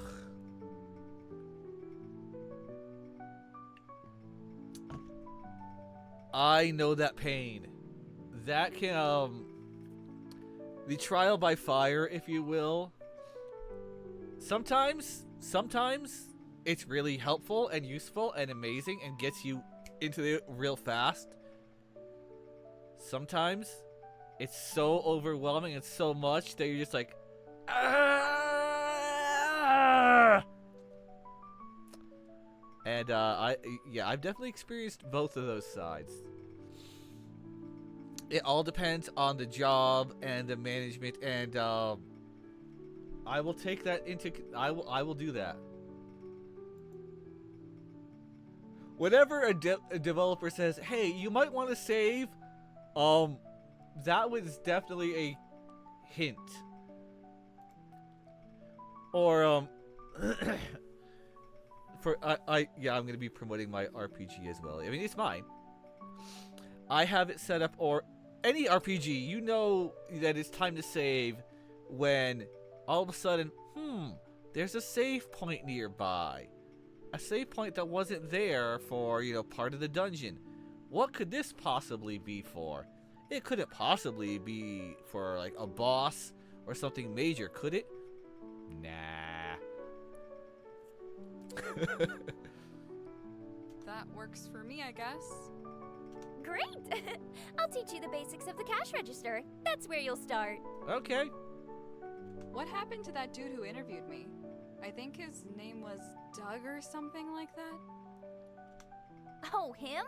Yeah, we had to fire him last week after we caught him stealing money from the cash register. Oh! Oh, shit.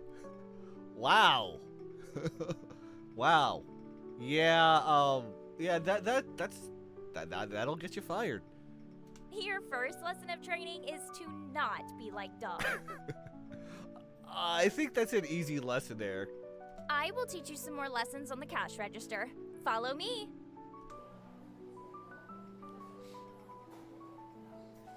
Cassandra gives you a brief tutorial on how to work the register and the system of the coffee shop. It seems simple enough. First, you take the customer's order and write it on a slip, which gets hung up behind the counter. Then you punch in the total into the register and take the customer's payment as Xavier or Cassandra make the drink. All right. Are you ready, Miss Princess? Yeah, I've worked the register at some of my past jobs. I feel pretty confident. Be careful, though. Some of our customers can be very difficult and will get very angry if you mess up their order. Oh, is this a mini game? That's okay. Difficult customers aren't anything new to me either. Perfect. I'll have you start with this customer. Don't be afraid to call me or Xavier over if you have any questions. Radiant, I know what that means.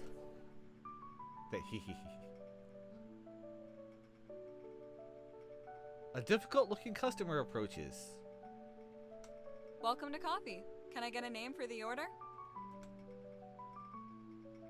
The name's Martha. Not that you would care. You got anything good here? I don't usually trust any coffee outside my usual shops in the Bronx. Well, you can take a look at the menu. I am here if you have any questions. Martha looks very irritated as she glances over the menu momentarily. I don't like any of this liberal bullcrap. Just give me a coffee, New York style. 5 shots of espresso, hold the milk, then give me some cream of whip on the side with some espresso beans that are also on the side.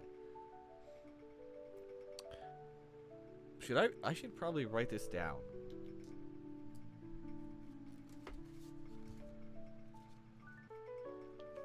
I'm literally getting you can't see it because, VTuber, but I literally grabbed a notepad.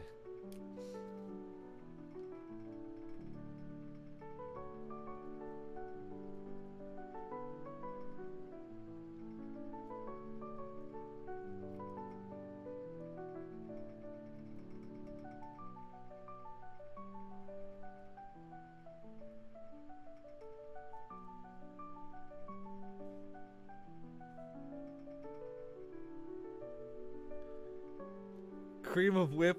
What whip is going to cream all over the place? Oh, you know what kind, Arthur. You know exactly what kind.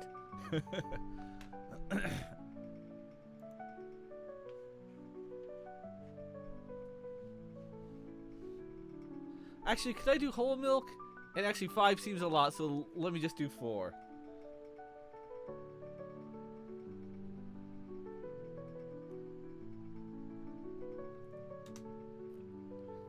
Also, I decided that I want the milk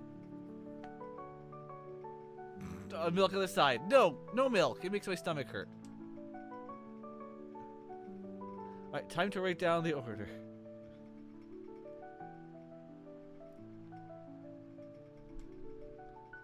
What was on the side? Cream of whip and espresso beans.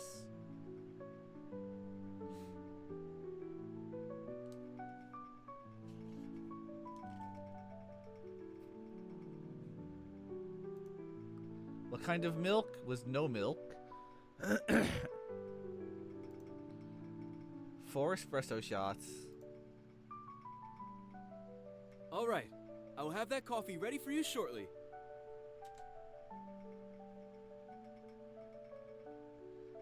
You begin to help out the other customers in line as Xavier creates the complicated order from Martha. After Xavier finishes the order, they give it to you and call out the order number.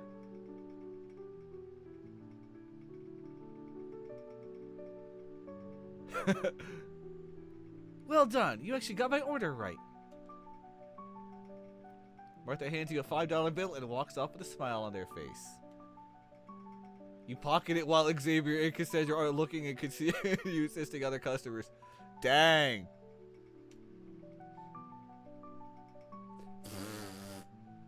Drug money! Holy shit! A difficult-looking customer approaches. Welcome to coffee. Can I get a name for the order?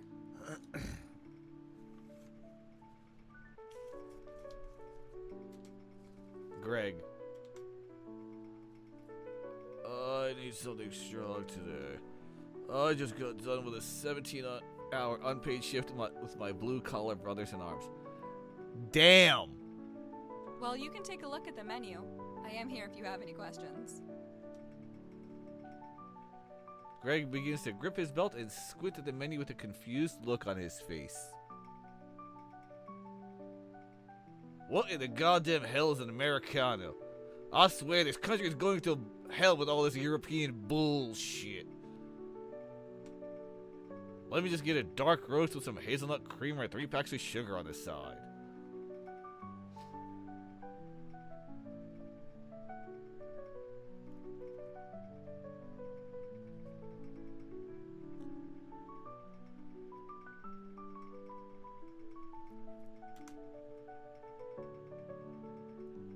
Actually, ordered creamer that has nut in it sounds kind of gay, so let me just do half and half instead.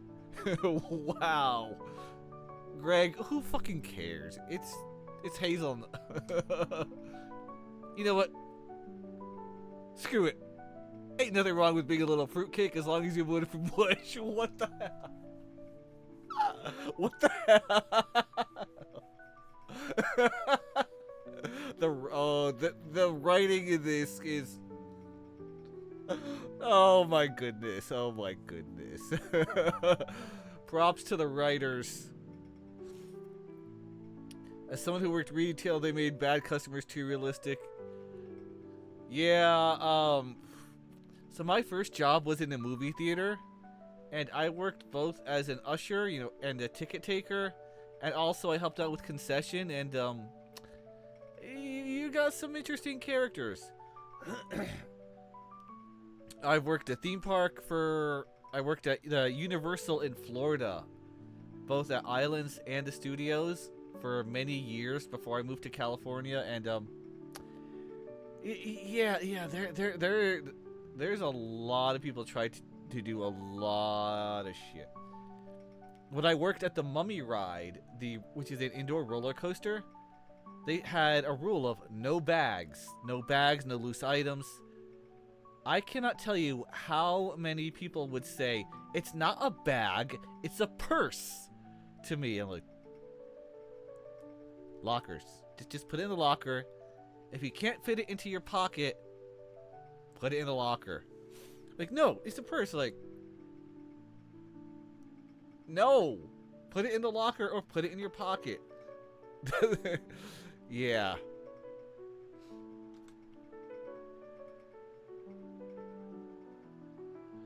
Let me get hazelnut, but this time make it an extra dark roast and add another pack of sugar on the side.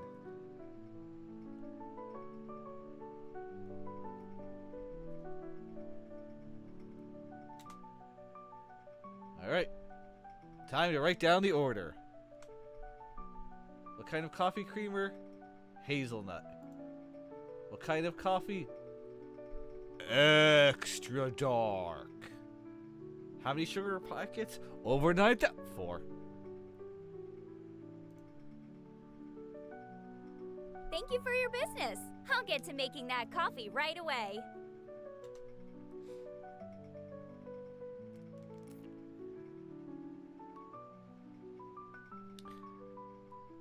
You love roller coasters? Yes, I still need to play that Coaster Kisser. So not only did I work at the Mummy roller coaster, but there is a ride at Universal which it just closed. It was the Hollywood Rip Ride Rocket roller coaster. That one was cool because you went vertically up, and then you went through all these cool turns. The whole concept was you're supposed to be making a music video. Fun roller coaster. Also, one of my favorite coasters in Florida is at Busch Gardens, Shikra. Yes, Radiant, I did. I did work there. And here's the crazy story about it. I was working, so again, I worked at several rides when I lived in Florida and worked at Universal. I was working at the Dudley Do Right log ride, and every year during like January or so, Dudley Do Right goes down for a month for maintenance, for annual maintenance, and then the Popeye and Bluto ride also, and the Jurassic Park ride, all done during the first 3 months of the year. So that happens, that's normal, and while the rides are closed, everyone gets assigned to a different attraction for 3-4 weeks, however long the refurb takes. Well, January 1st, 2011, I can't ever forget this. I was working at Ripsaw Falls, and that was the day that the water ride caught fire. There was an electrical issue or something where the ride had to get shut down and the whole place evacuated. Big mess, big fiasco. Nobody got hurt. Everyone was fine. Everything was done correctly. Lots of chaos. This is all connecting, I assure you. And I have not been on the Wicker Man Radiant. I'm not sure where that is, but I still want to go to like Cedar Point one day. Point of the story I'm making. Because of the fire, instead of just 1 month for Ripsaw Falls to be shut down, it was shut down for almost 3. So because of that, I and like 4 others who were going to be assigned to the Rip Ride Rocket anyway, we all got to be fully trained there. And not only did we get to be fully trained, but I maintained my certification there, and for 2 years, even though I was primarily at Ripsaw, I was able to pick up shifts once every like 3 months at the Rocket. And there was even a time when I actually got to like, hey, you need to go rescue, and they'll go to the Rocket. I'm like, oh, okay.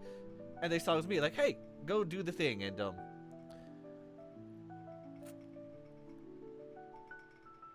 Wicker Man is the only wooden roller coaster. A wooden roller coaster with fire. Real fire. That is wild. Alright. You begin to help out other customers as Cassandra creates the complicated order from grid. I have not been to the UK, sadly. I have not crossed either the Atlantic nor Pacific. One of these days. They call you out the order number. Well done! You actually got my order right. Greg hands you a $5 bill and walks off with a smile on your face. You pocket it while they're not looking. Get that cash money, honey.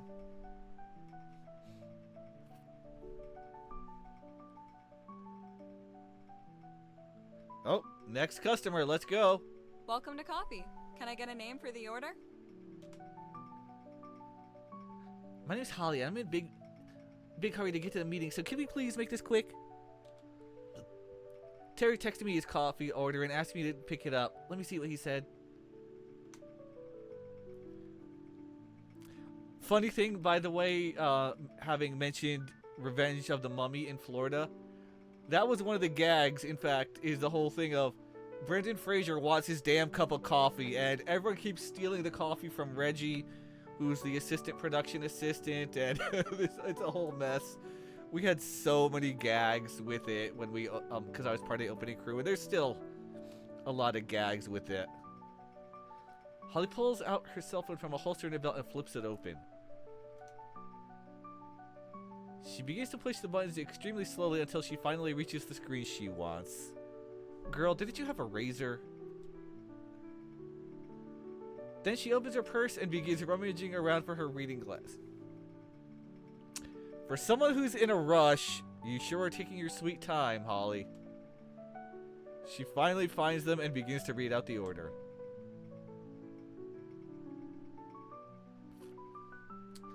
Terry wants a chocolate lavender macchiato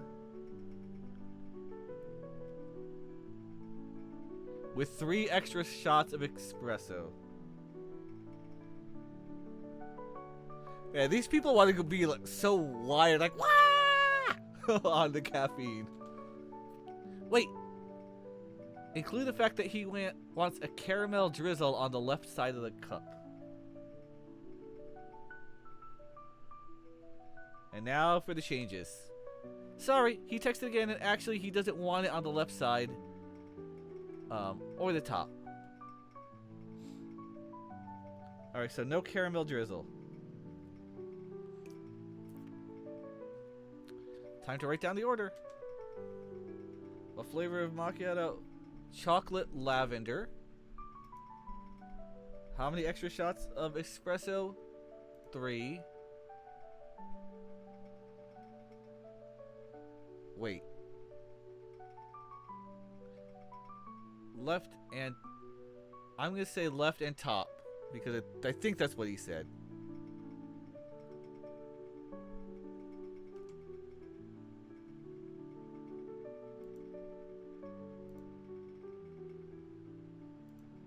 Yes, I'm overwriting the save. I don't care.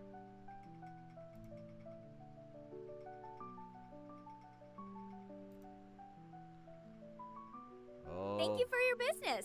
I'll get to making that coffee right away. Oh, please let me get this right. Begin to help out other customers. She finishes the order and... No! It's wrong. Oh, wrong. Oh, no. We're not gonna let that happen. We're gonna get this right.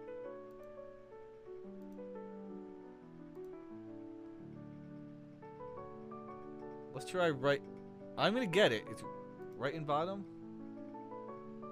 Thank you for your business. I'll get to making that coffee right away.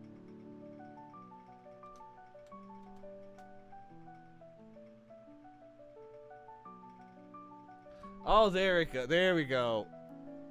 Hi, Viral. How are you? Yeah, I goofed, but then I fixed it. I got it. Ha ha ha ha ha. I got it right. She hands me a $5 bill and they walk off.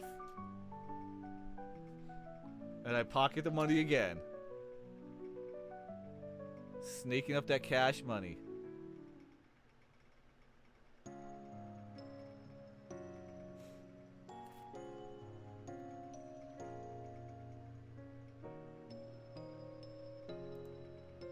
Yeah, I'm overwriting it. I don't care. Today felt like one of the longest shifts you have ever worked. Hey. Freaking Viral. You cheated not only the game, but yourself. You didn't grow. You didn't improve. You took a shortcut and gained nothing. You experienced a hollow victory. Nothing was risked and nothing was gained. I don't know. It seems like I gained $5. So, I think I did win something. The customers kept coming at all hours of the day. Before you know it, the shop was closing for the day. You help Cassandra and Xavier with closing duties as the evening sun beams through the windows. Eventually, they tell you to go home and congratulate you on an awesome first day.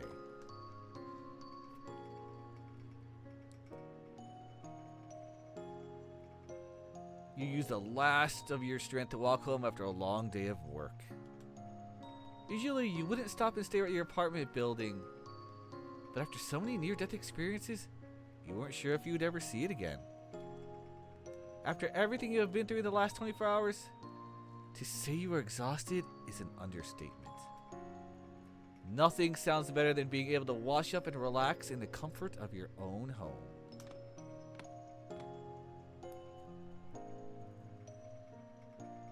You walk inside and are greeted with the same boring, bare-bones interior decoration as always.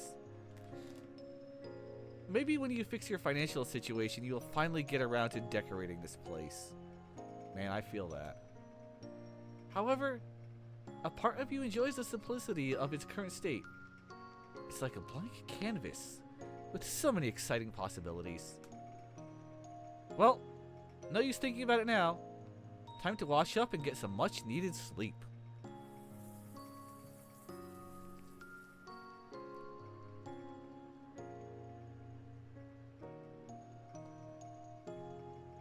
After showering and putting on your pajamas, the sun has set completely. The darkness of the night feels comfortable, now that you are able to rest easy in a familiar place. She has a nice place. What are you talking about? You climb into bed and get ready for another day of work tomorrow. Numbness down.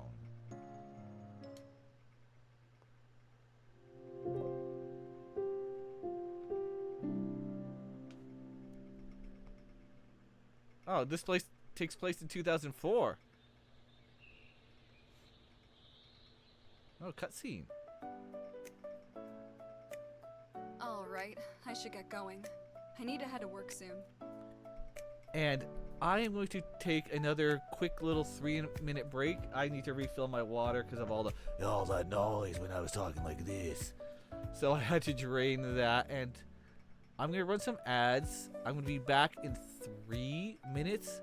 So everyone take a chance to stretch, grab a snack, drink, use a restroom, whatever you need. And we'll continue in 3 minutes. Hang tight.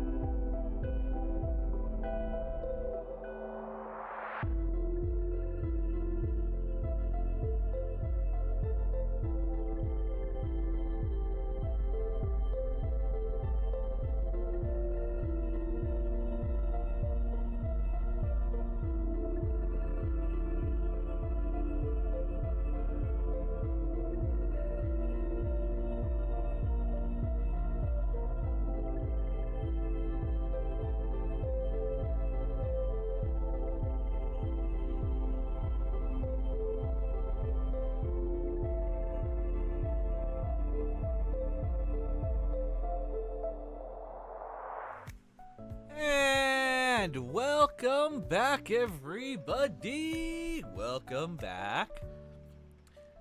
This game, this visual novel, oh man, it is hilarious. I love it. I love it.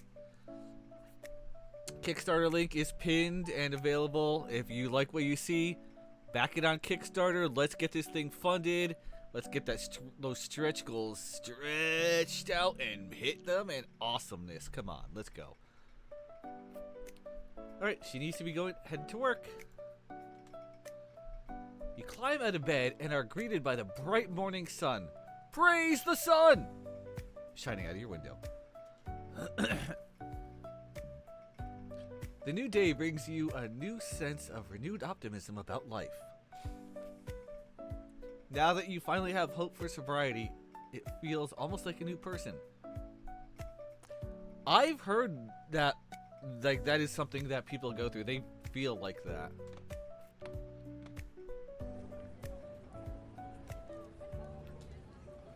You head over to coffee for another shift. The Jefferson City downtown is busy with adults heading to work and children heading to school. Everywhere is headed somewhere where they don't really want to be, but that's just how life is. Ain't that the truth? That is so freaking true.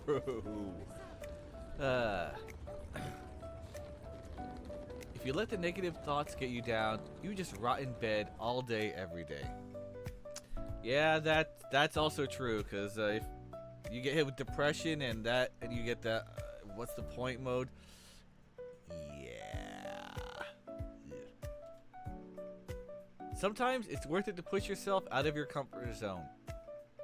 Also extremely true. Coffee. You return to a place you only left a short while ago.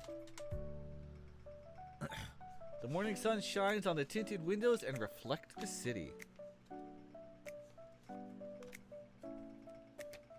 You're trying to figure out why your head hurts right now, and you came up with a plausible explanation? Hopefully it wasn't someone smacking you with a hammer. Wow, that was violent. You're drunk. I mean, yeah, that could be a factor. That could definitely be a factor. Who knows how many customers you'll have today? Although it isn't too busy outside. Arthur, I hope whatever you got drunk on was really good, though.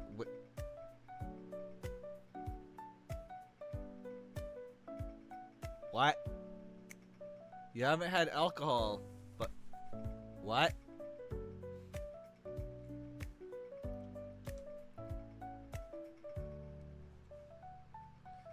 As you walk inside, you see only 2 customers. Oh, looks like as if business is much slower than it was at this time yesterday. You look around and then you notice someone familiar.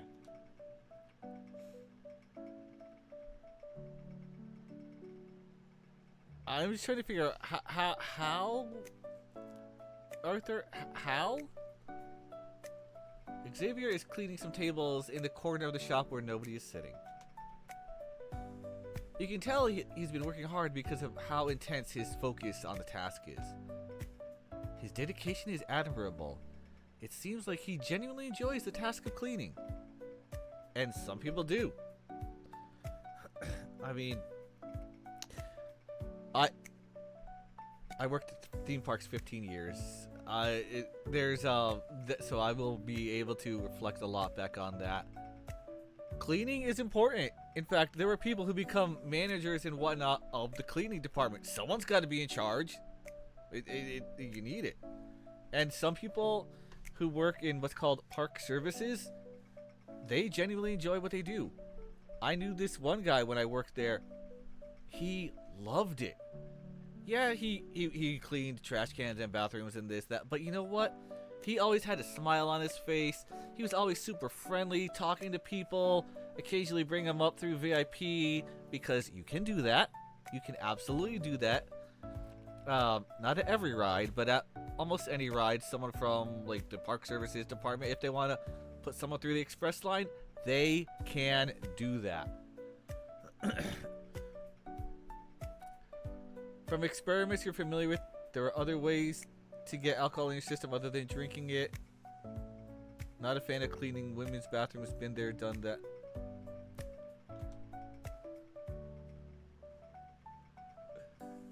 It says a lot about a person. They're dedicated, loyal, and trustworthy. At least in your opinion. You debate on whether or not to talk to him. He seems like he is really in the zone right now. All we say is, hey, bathrooms can be nasty because humans. I'm looking at you, humans. Ignore the fact that I am also a human, but whatever. Alright. Chat. Here's your chance. 1 or 2. 1 for talk to him, or 2 to just let him vibe.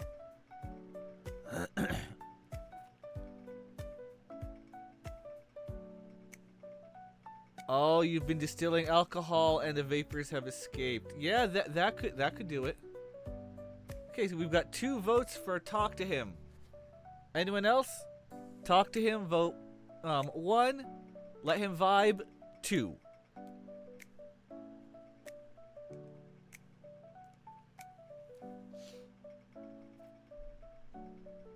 We got 2 people who want to chat him up. Maybe after a good night's sleep, you just be like, hey Xavier. Alright, we're doing this. The lungs are a viable option to get alcohol into because it's dangerous. Yeah, that seems that does seem like intense. Hey Xavier, nice to see you again. Oh, what's up, Princess? Sorry I didn't notice you. I was locked in on this. Okay, so that's good. He's happy. He's positive about it. He's in the zone, man. He's in the zone. It's good to have you back. I was worried you would tap out after such a busy first day. And there are people in all fields who do that. You're certain you'll be fine? Oh, I hope you get through it real quick, Arthur, because woof. Mama didn't raise no bitch. Well then, that's a line. Well, you still have to prove that to me. Anyone can last one day. You'll be fine tomorrow? Okay, that's good, Arthur, that's good. Think of it as a challenge. Show me you've got what it takes to be a coffee employee. Yeah, there are some places where you're like, alright, first shift. That sucked. Bye. Xavier gives you an assured look that you return with a smile that says, challenge accepted. It's hard not to keep staring into his eyes. They hold so many wonders behind them. You feel a sense of warmth inside you. Aww. Alright, back to cleaning. Alright. Yeah, better go talk to Cassandra before she thinks you're late for work.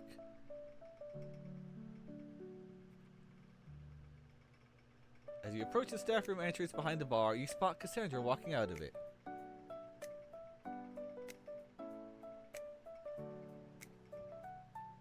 You'll wake up more rested than today. That's good. Well, hey, waking up feeling rested is good.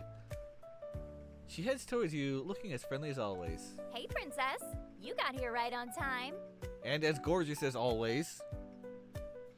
As you can see, we're a little slow today. Happens.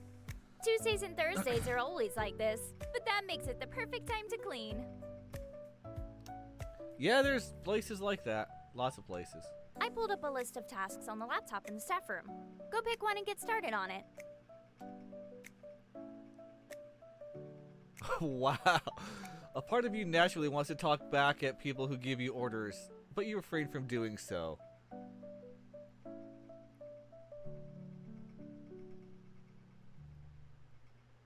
You put hand sanitizer on this tiny light scratch that you got that you didn't even realize. Yeah, yeah. Cat scratches. Yeah, you can put hand sanitizer on, and then all of a sudden, why does that burn? Oh, cat.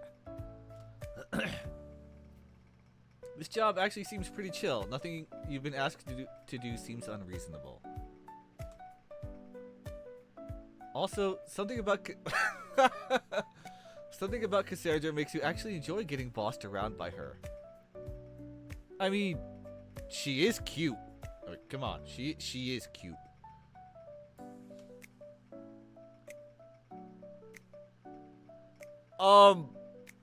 Wow. Okay. The main character is bisexual. Some explicit scenes with her in a powerful position over you run through your brain, but you ignore those thoughts before you get too worked up.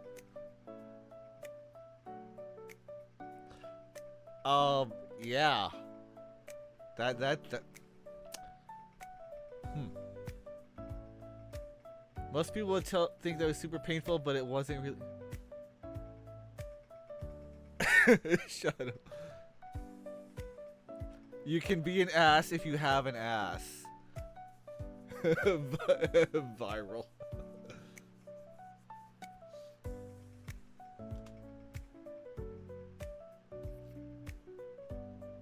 Oh. I mean, it shit. I was too busy laughing at that, save it. Alright. You have a choice of either cleaning dishes or wiping down the windows. There's a note with 2 phone numbers, Cassandra's and Xavier's. Okay. Take it. She didn't have pockets, huh? She didn't have pockets, so she shoves it in her bra. Oh, rear Arthur. Donkey owners are allowed to treat people like crap? I somehow doubt that logic. Alright, what tasks should I do today? Alright, chat. Again, 1 or 2? 1 to deep clean the dishes. 2 to wipe down the windows. Pockets? Why do you need pockets when you have tits?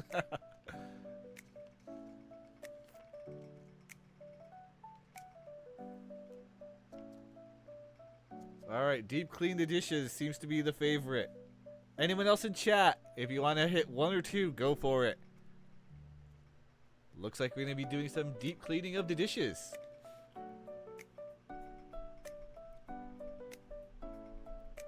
Give it a couple more seconds. Alright, we're going to dish out some pain.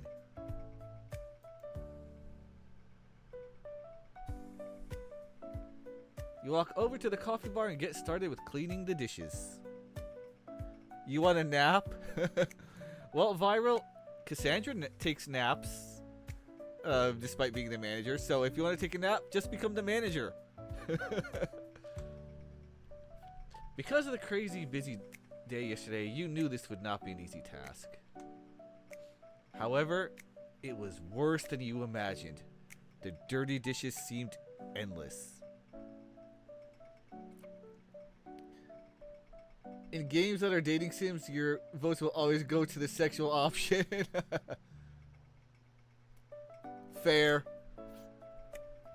That's the best part about these. Hey, play how you want. And I love having, also, the girl I mentioned earlier, JoJo, she does the same thing. Where it's, okay, chat, what are we going to do? Are we going to pick this one, this one, this one? Do we want to pick this girl or this guy or this girl or that guy, you know, or that kind of thing. And sometimes it's funny because sometimes chat goes, we're going to be the most annoying piece of crap ever. Other times it's, we're going to be the super loveliest. If it's class of 09, just go for whichever sounds crazy. The exceptions are those times when you can only romance one person in a save.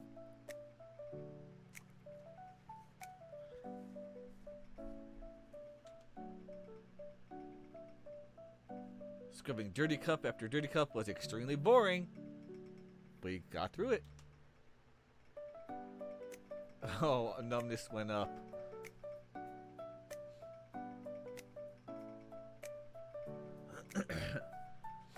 After cleaning all morning, you look around for Cassandra to ask what else you could do for help.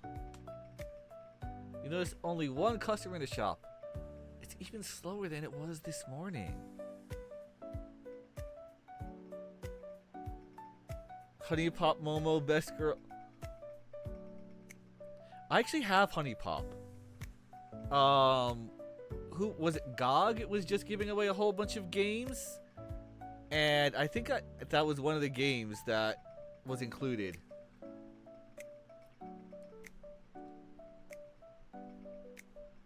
The only employee still in the shop seemed to be you and Cassandra, who is standing behind the counter.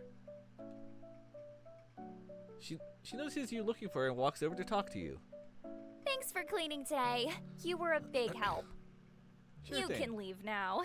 This place isn't going to get any busier, so I can handle it alone for the rest of the day. Okay. Oh, by the way, did you write down me and Xavier's phone numbers on the staff computer? Yes, I got them. I don't have a cell phone right now, but I can call from my landline at home if I need anything. Landlines. Ugh. Sounds good. Don't be afraid to give us a ring if you want to hang out. We are a tight-knit family here at Coffee. Hey. It didn't age well, but it's worth playing and it's fun. Yeah, that happens with some games. They don't age well, but they're still fun. We have another busy day tomorrow, though, so be here and ready to go by 7. Yes, ma'am. Don't worry, Cassandra. I won't disappoint you. You give Cassandra a confident looking grin and a thumbs up, which seems to amuse her. Her eyes sparkle as she lets out a laugh at your corny response. She seems to really enjoy talking to you, but it's hard to tell if she treats everyone this way or she's being extra nice to you in particular. Oof. I know that feel. Know that feel. Sometimes you think, oh, she's into me. And then it turns out, no, she's not. I know that feel. I have definitely misinterpreted that feel plenty of times. Oh well.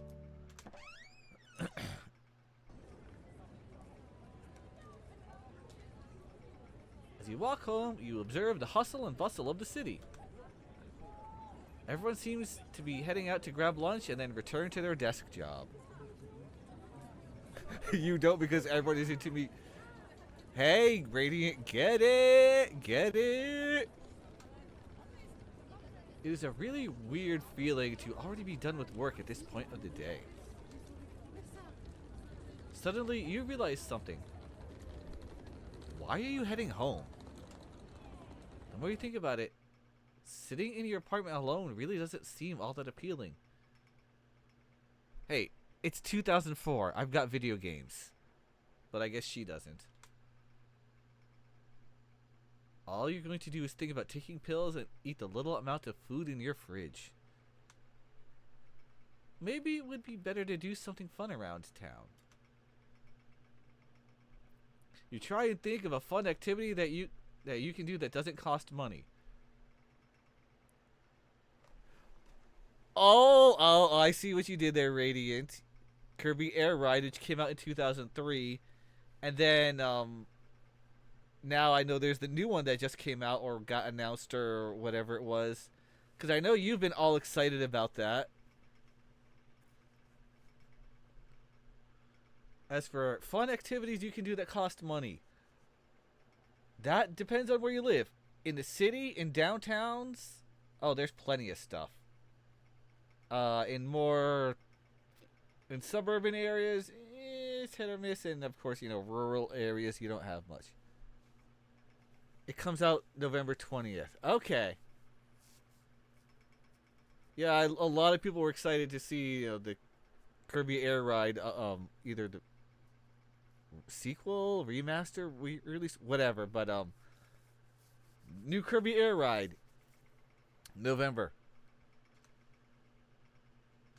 Oh, there we go. All right, chat. 1 or 2? Go to the park or walk around the city? Full sequel and looks incredible. Right on. Park. We got 1 for the park, so that's 1.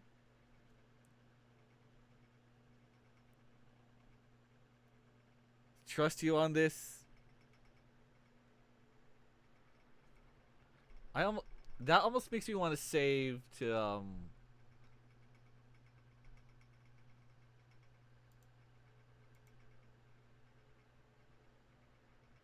see the other one.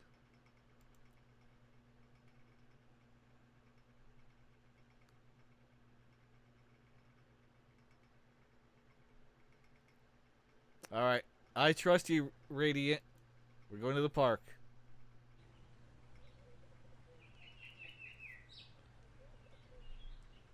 After walking to the park, you are entranced with the sounds of nature. Taking a seat at a bench, you decide to take it all in for a moment. The birds chat in the trees as kids play around in the grass fields. You feel the wind blowing your hair side to side as it switches directions. As you people watch, you see someone wave in your direction.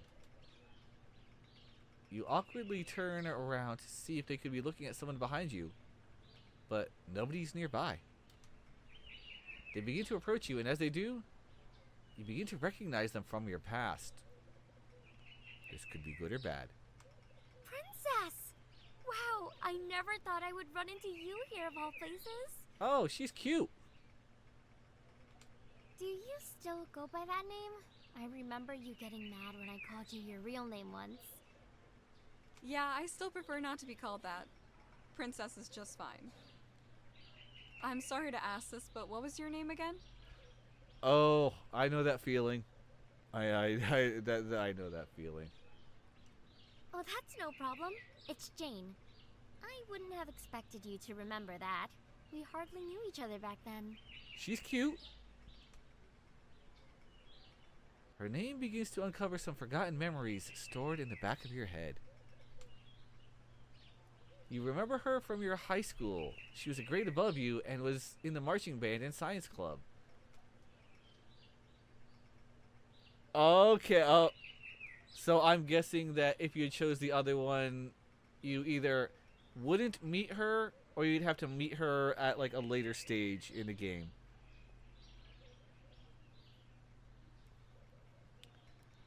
So, question Radiant and others who may have worked on the game, if you're in here. If you do not meet a love interest at the first opportunity, are they gone forever?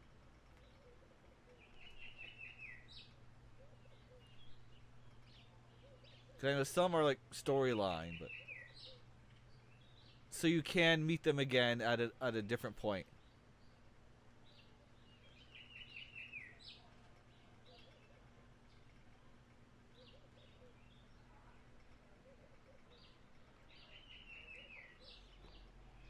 Okay, that's cool. That's cool. Right. She wasn't Miss Popular, but you remember her being well liked. Well, I actually just graduated from Virginia University. I got a job here as a junior environmental scientist. Wow, you go, girl. I've only lived here for a month, but I've enjoyed it so far. What about you? I had no idea where you went after you dropped out. There were a lot of rumors. Oh, shit.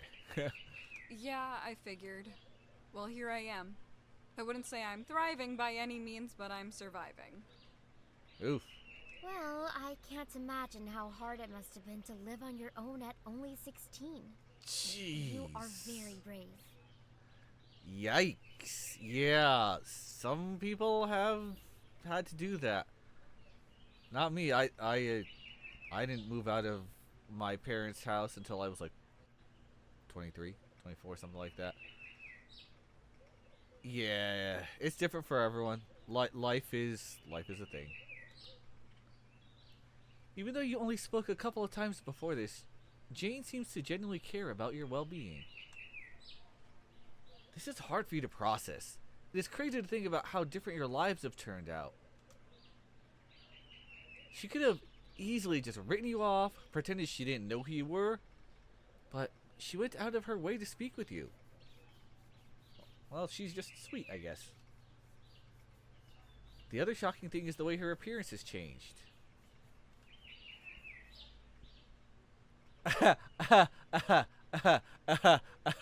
Interesting line there. She was always cute. However, you notice two important things that have developed significantly in the past 5 years.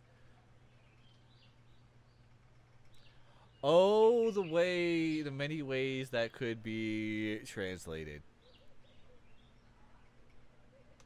I'm sorry. I'm actually on the job right now, so I can't chat for much longer.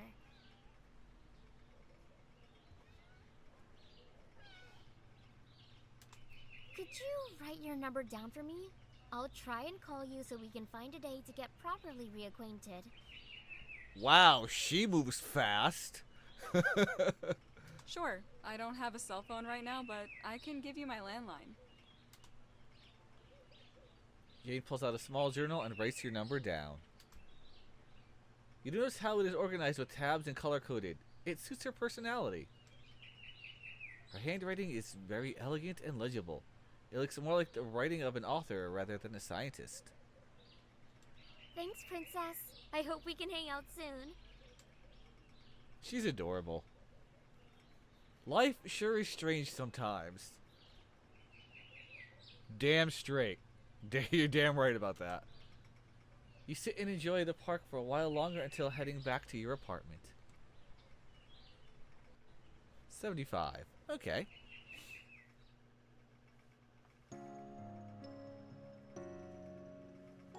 After getting home, after catching up with Jane and relax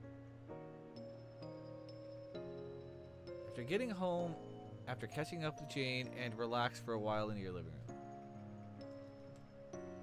You eat some leftovers from your fridge and ponder what you should do this evening. There's still a good amount of time until you usually go to bed, and you still have a fair amount of energy. I should give someone a call and see if they want to hang out. You consider your options, not that there is many. Many friends have come and gone throughout your years in the city. You exchanged numbers with Jane today, but you also don't want to call them this soon and seem desperate. Your best bet is to call Xavier or Cassandra. They said they'd be down to hang sometime.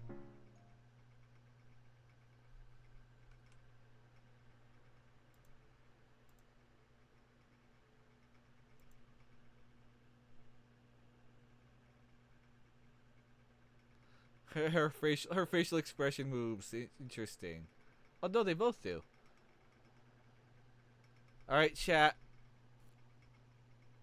1 or 2? 1, we hang out with Xavier. 2, we hang out with Cassandra.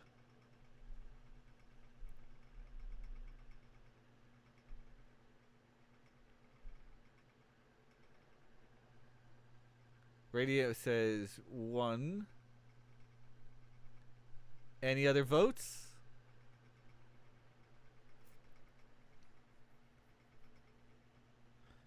I intentionally saved here because even if we end up with him, I am totally gonna look at the scene that happens with her because me.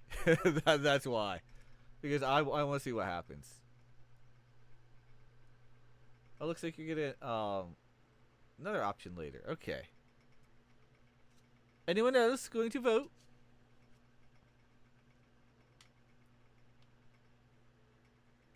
Alright. We're going to call Xavier and be like, sup, bro? How's it going? Mr. Purple Hair.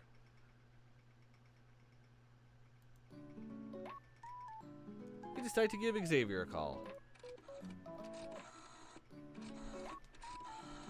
You remember his number from the note in the coffee shop's laptop. It somehow stuck around in your memory. Perhaps for a reason? Hey, it's me. I was wondering if you were available tonight to hang out. Princess? I was hoping you would call. Yeah, let's hang. Here, write down my address. You can come game with me in my dorm if you want. There you go. That sounds fun, actually. I'll get ready and head over.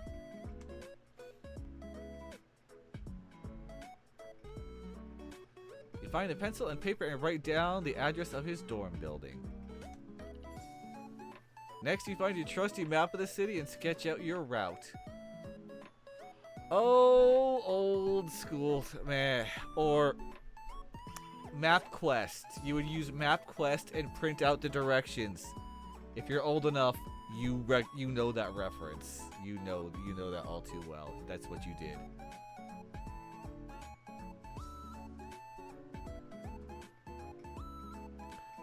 You can't help but wonder if someone will invent something in the future to make this process far easier. Like GPS? Probably not. Directions are complicated as fuck.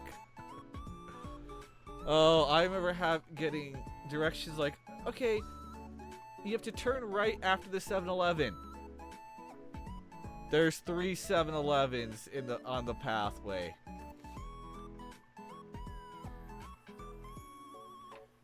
When you were little, your family hiked a lot and they would print maps. Oh, wow. Alright, after relaxing for a bit and getting ready, you head out to the University of Jefferson. The fresh night sky is surprisingly cheerful as compared to the darkness of late night. Light bounces around the streets as the moon shines down. You can't help but feel cheerful as you stride through the city.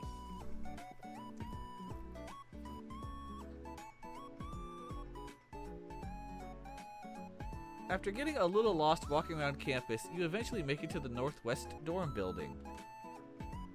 Who would have thought it would be in the southeast part of campus?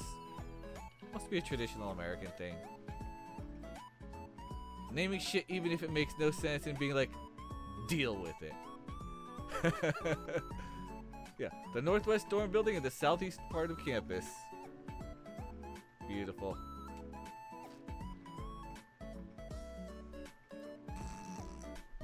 After pondering what it means to be a citizen of a flawed country, you head inside the dorm building. Sup, Hey, dude? this dorm is actually really clean. Well, yeah, this guy was cleaning like crazy earlier, remember? As you walk into Xavier's dorm room, you can't help but shocked at how well maintained it is. Boys in college usually have disgusting dorm rooms.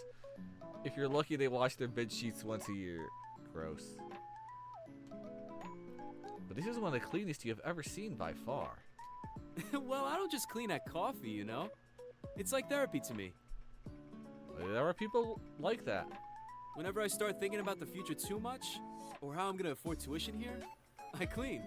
Oof. It helps take my mind off things. What about you? What do you do? Alright, chat. One or two. Are we gonna just be truthful? Party and pop pills? Or say I'm a reading girl? What does she do? Do we tell him the truth?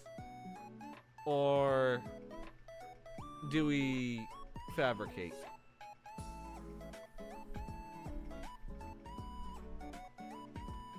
Radiant says 2.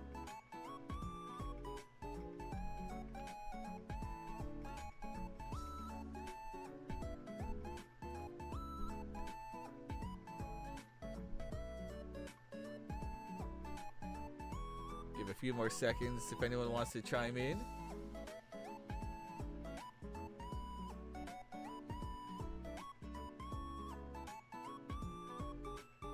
Alright, I'm a reading girl. What do you usually read? Mostly just romance. I'm not like other girls. Oh, that line. I'm not like other girls. Sometimes that's true. Sometimes it's not. It's so, yeah. Oh my. I've never met a girl who likes reading romance before. You truly are one of a kind. Bro, there are a lot of girls that read romance novels. What are you talking about? So, do you want to try out this new retro game system I got? I found it in my childhood bedroom while I was home over summer. You nod enthusiastically to show you want to try it out. What's he got? Nintendo. Alright. This game is called Super Landlord Simulator. I will be the landlord and you could be the property manager. What the hell?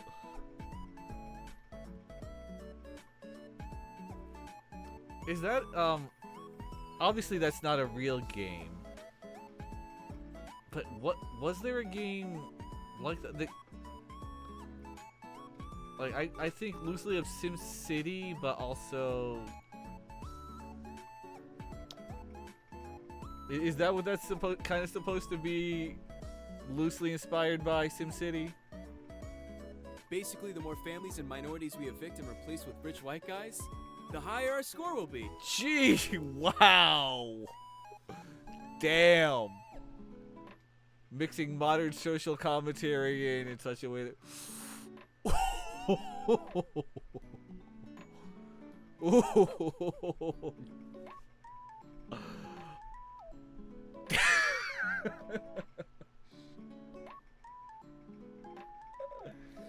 Robot 404.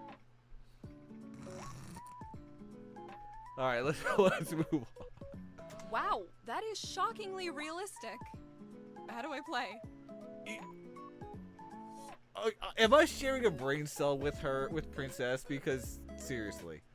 It will give you a tutorial once I press start. Speaking of, let's get started. The game explains the controls and then off you go. You struggle to pick it up at first, but eventually get the hang of things. Retro games are really unforgiving towards new players. That is so true. I grew up on them. I know. It's, here's how to play, go. Like, run, jump, do it, go. Don't die. You reach a tough point in the game.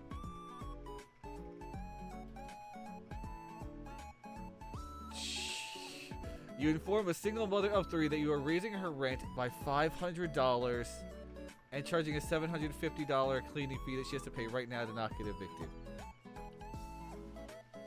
Oh, okay, yes. And there were Monopoly games released for the Nintendo. Yes, Monopoly was called a landlord's game, and it was supposed to be a critique and criticism of capitalism and landlordism and all that. And then, whoops, it's the most popular board game of all time, and it breaks a lot of people. And there is a definitive winning strategy to Monopoly. Whoever controls the strip between jail and free parking will win. Fuck your boardwalk, fuck your park place. Between the way you can get into jail in Monopoly, yeah. If you own that strip, you win. You win. And if you didn't know that, well, now you do. She begs for more time to come up with the money while the kids are behind her screaming and crying not to take their home away. Pokemon Monopoly has fun rules. Alright, chat. 1 or 2? Are we gonna be jerks? Or are we gonna be nice?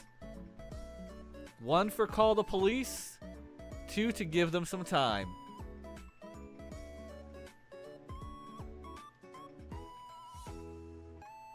We have 1 vote for give her time.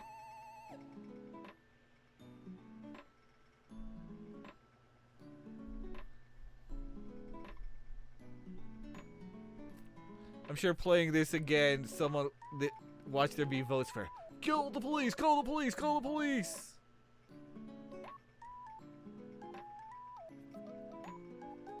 Let's see what happens. The mother begins to cry and thank you profusely. Just when that happens, the game hits you with a massive morality penalty. Ah, figured. You made the score drop significantly, but Xavier doesn't care. Maybe he's too focused have noticed, or just being nice. After playing for a while longer, you reach the end and your score is displayed on screen. Whoa, nice job! You did really well, especially considering it's your first time playing. Once I figured out the basics, I started doing better. I used to be a big gamer in high school. Oh, really? Do you want to play again? Sure, why not? You play games late into the night. Time flies as you have so much fun you almost forgot you have work tomorrow. Man, I remember doing this with friends. You just getting together, gaming until whatever the fuck time it was. Sometimes like sports games like NFL Blitz or wrestling games or Mario Kart, GoldenEye, you know, all the stuff, all the things. After heading home to catch some last second sleep, you think about your relationship with Xavier. Ooh. So many exciting adventures await with him. It fills you with happiness. Aww. Manageable.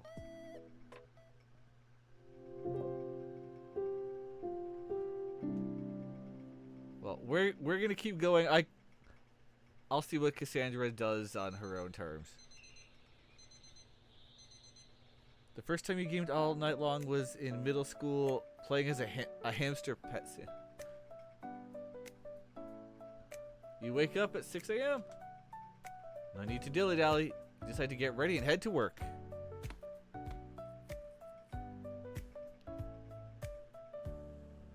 You enjoy walking through the city in the early morning. The usual busy streets have only a few early morning commuters. Shops are opening for business and preparing for the rush of people grabbing something on their way to work.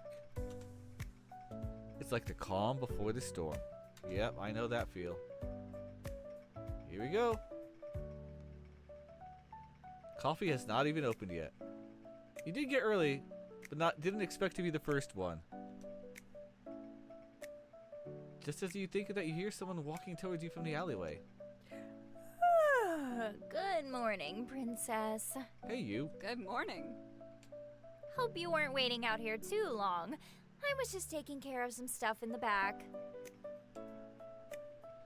Cassandra sleepily moves toward the metal door cover, pulling out a set of keys to unlock it. Alright, Arthur, thanks for stopping by. You have a great night. It seems she's not as energetic when it's early in the morning. You and me both, Cassandra. You and me both. That's perfectly understandable, especially if she had to be here even earlier than you.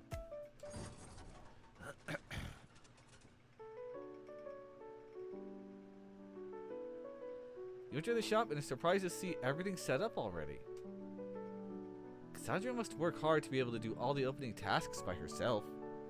We're going to start getting a lot of customers soon, so you should get on the register. Alright. I still have some other things to take care of. Cassandra heads to the staff room as you head over to the cash register to prepare for the wave of customers. Just as you do that, you hear the entrance door open. Squidward! No. Here we go. Difficult customer.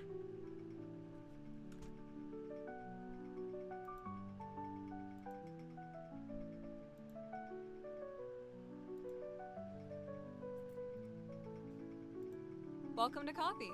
Can I get a name for the order? Me, Brad. Me like coffee.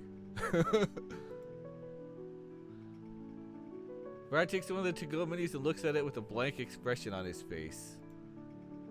You notice that his eyes are bloodshot red, and he also has a syringe stuck in his arm, dangling around like a dog wagging its tail.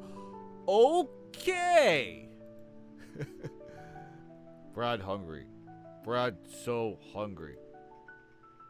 Brad puts the menu.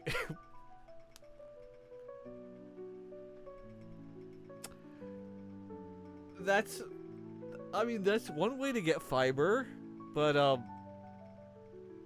ew. Brad walk black roast. Brad want big coffee in small cup.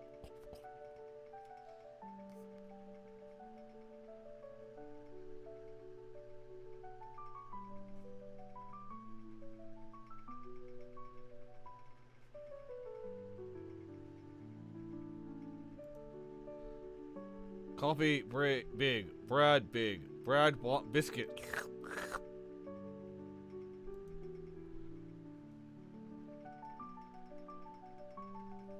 He stops chewing on the menu. That meaning the order is complete.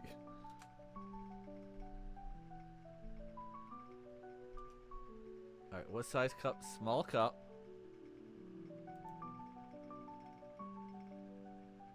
Dark coffee with a biscuit. Thank you for your business. I'll get to making that coffee right away. You help out other customers as you create a complicated order. Calls the number and... Hey, you got the order right. But he didn't say like, me happy. Order, like me get, or you give order right.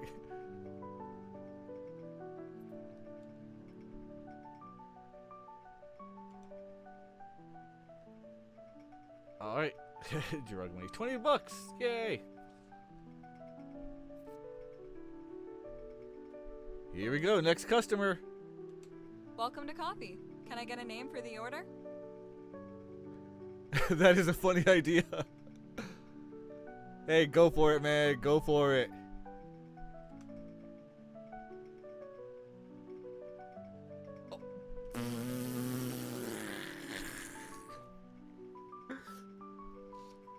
Hello, my name is Harrison, but I prefer to be called by my spiritual name of Dr. I'm going to destroy this. Dachitvarinus Yitaikalini Killington IV. or however you pronounce that. I shall take a look at your wares. He takes out a strange looking monocle and begins to survey the menu through it. Does he have a top hat as well? Preposterous. This menu has no class, no style, nothing. I am not trying to do a British accent, by the way, I'm just being silly. I refuse to stoop so low as to choose one of these horrendous options. Instead, I shall have you, my humble servant and slave of my command, choose a drink for me. Wow, this guy's a jerk. It must be dairy-free, gluten-free, vegan, and have no GMO products or any unnatural ingredients.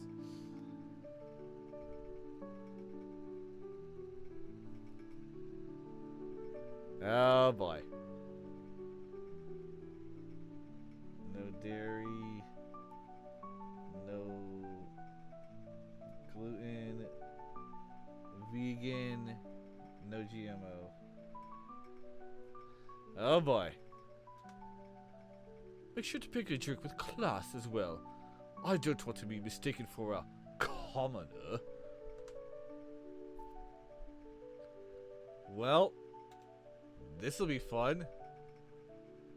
Time to write down the order. Cassandra, this one's gonna be a fun one.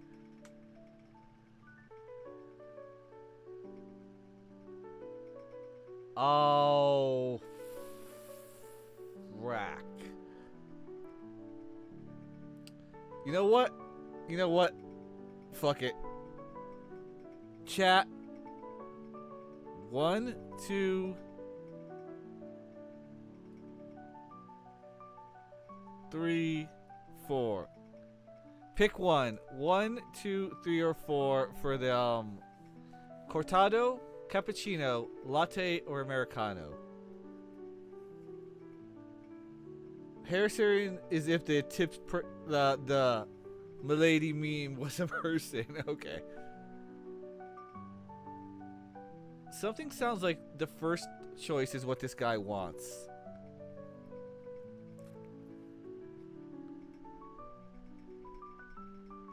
Because lattes, yeah, I'm gonna go with this one. I honestly have no idea what this is, or this. So all right, let's go for cortado. What kind of milk? Almond. What is the size?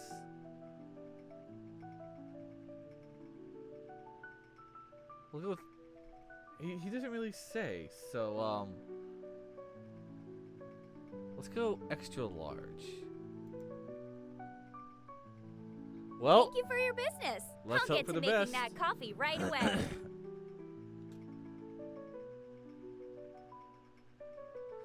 Oh, let's hope for the best with this guy.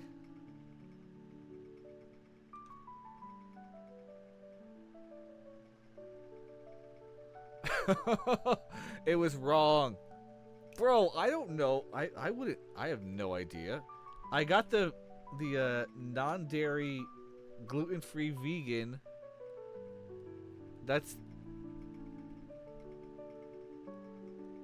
or maybe one of those had GMO.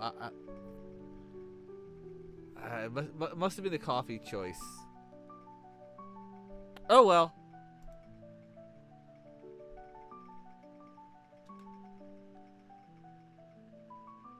They scream at... Man, screw you, dude. Screw you. That guy can buzz off.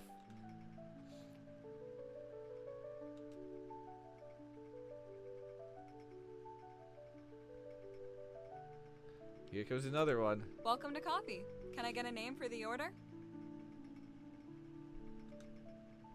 Martha. Another Martha? Well, you can take a look at the menu. Alright, we got Martha again.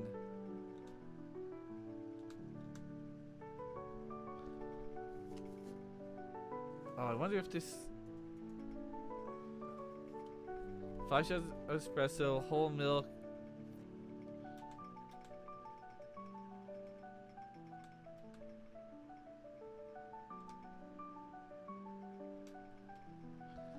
Oh, so this one, this one again? Okay.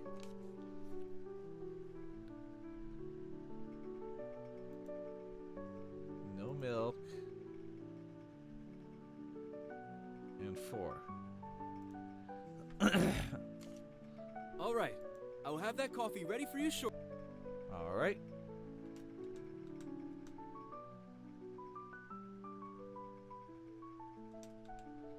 Okay, that one was... Thanks for the money. Now one guy's whiny, but whatever. He can buzz off. Okay. As the rush of customers finally ends, you take a look around. Looks like it's evening again. Oh, there's supposed to be another customer. Oops. Well, $5 extra for me. Also, that's the fun part about playtesting and whatnot. Oh, you can find out weird things like people falling into lava lakes that you're not supposed to fall into because you forgot to put a barrier in one spot that nobody should have ever gone to, but one person found a way. The nice part about working a busy shift is the time goes by fast. True.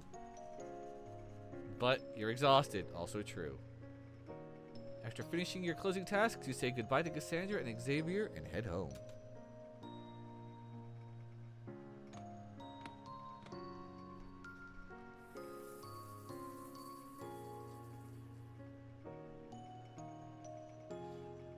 After showering and eating dinner, you still have a bit of energy before going to sleep. Not really. But you'd be damned if you go an entire day without doing anything for yourself. This forces you to will the energy into existence. Alright, chat. 1 or 2? Reading or skincare? Is she gonna read or is she gonna put on some mask or whatever the heck she's gonna do? We got 1 vote for skincare. Hi, Jan. Welcome in. So that's another vote for skincare.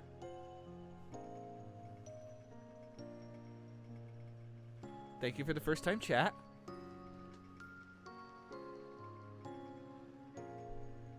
All right, skincare.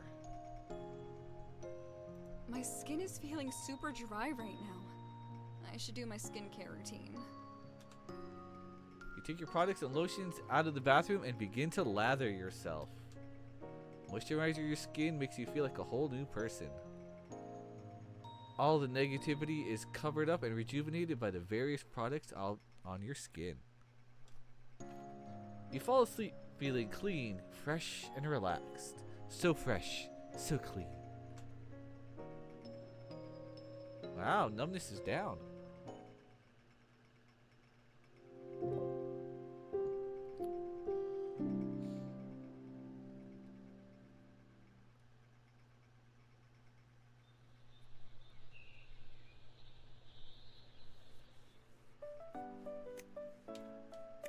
Alright, time for a slow day. You wake up at 8 a.m., but your shift doesn't start as early. It's nice to wake up before your alarm goes off. Yeah, kind of. It depends on how much before. If you wake up like 5-10 minutes, sure. If you wake up like an hour before and you can't fall back to sleep, that sucks. After getting ready and eating a small breakfast, you head out to work.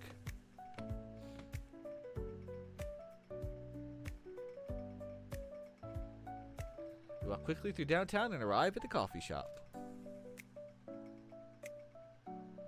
It's hard to tell whether this shop is open or not because of how few people are inside. Xavier's dying of boredom, but may as well go in.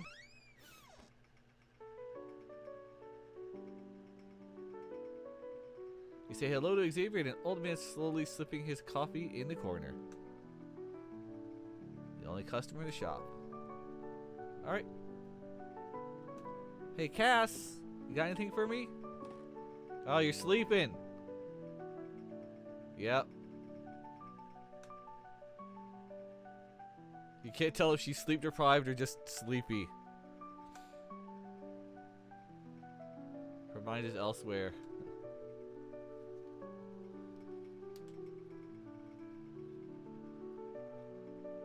Mop the floor and check inventory. You sneak out of the staff lounge just in case the alarm goes off. It would be bad if she thought you were watching her sleep. Are you sure? All right. What tasks should I do today? 1 for mop the floor.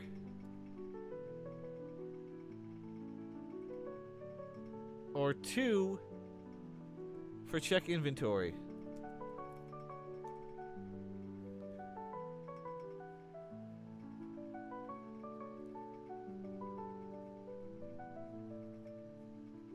Should we mop or check the inventory?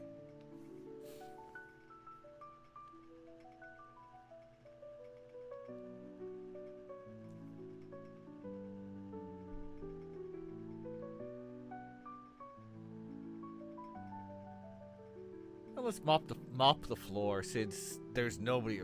Oh, we got one for inventory. All right, let's check the inventory.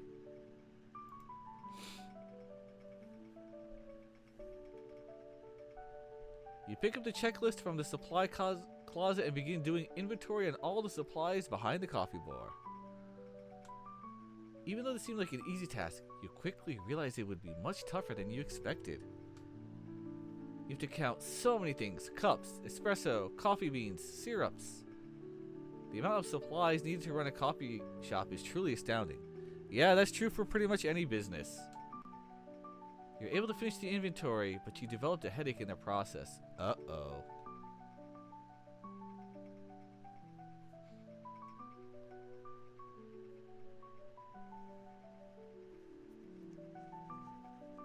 After completing your cleaning task, you decided to take your lunch break. You ate some leftover pastries which are close to expiring and went on a walk around the block. This seems like a good habit to get into. It helps you digest your food and get out of the coffee shop for a little bit. Oh, time to return.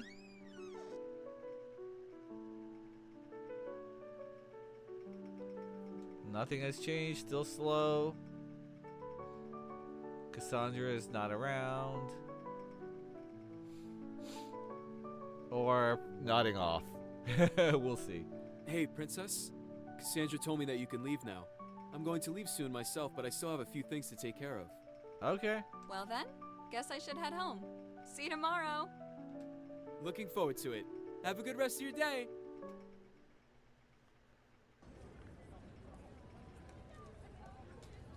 Alright. Heading towards the apartment. But, like last time, no, not going to do that. Alright. Time to walk around the city. Walking around the city. Who are we going to find? You wander into an upscale convenience store.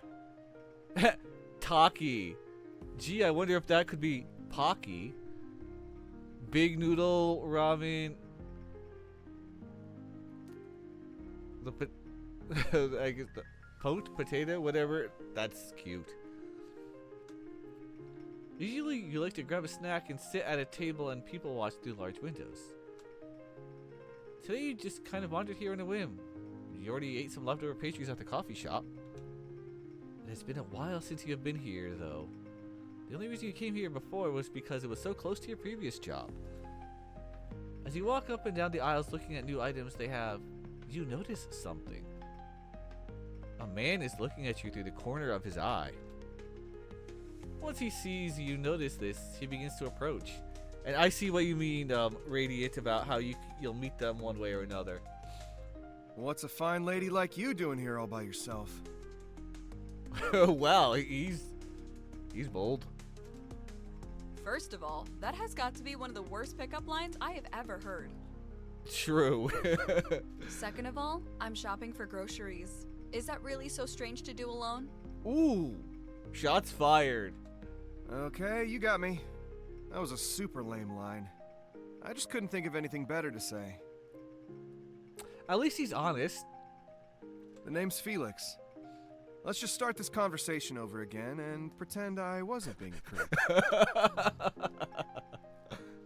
Well, gotta give him credit for that. That's like, well, sorry I screwed up. Yeah. Your harsh words didn't even faze him in the slightest. You can't help but being impressed. Most men throw up the white flag and retreat immediately when you extend your claws. Metaphorically, of course. He's different, which means he's either an idiot or his confidence is on another level. Right? Probably a mix of both. Okay, I guess I'll give you one redo. Try asking a more normal question this time. Okay, what is your name? How long have you been in the city? People call me Princess. I ran away from home when I was 16 and moved here. So I guess I've been here for 5 years now? Alright, Radiant. I might actually take another little break here in a moment after we're done with Felix. Time started flying as soon as I left my hometown. Probably just because I've been focused on making it to tomorrow. Yeah, I bet. Oh, wow. I actually had a pretty similar experience. Bro, what? My folks kicked me out at 17.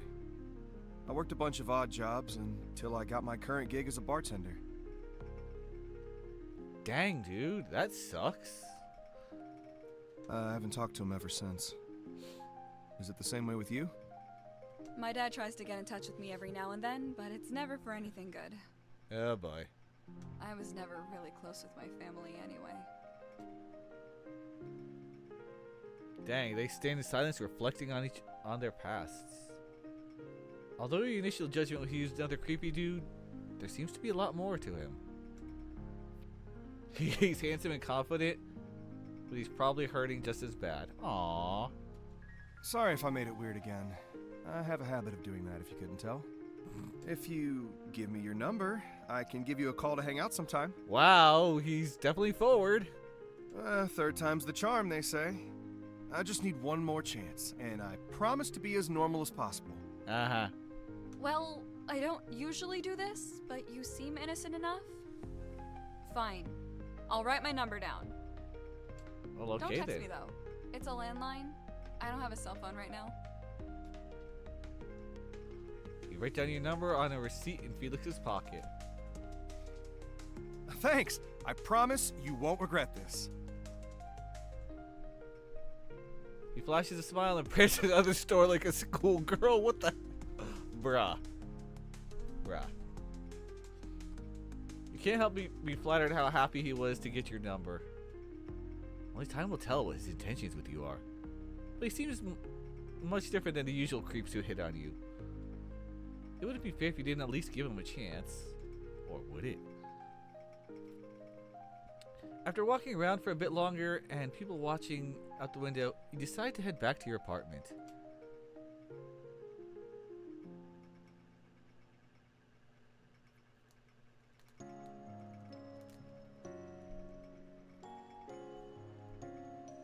After getting home, after catching up with Felix, and relax for a while in your living room.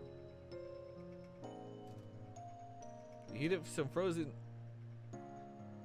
I think you're missing a word here.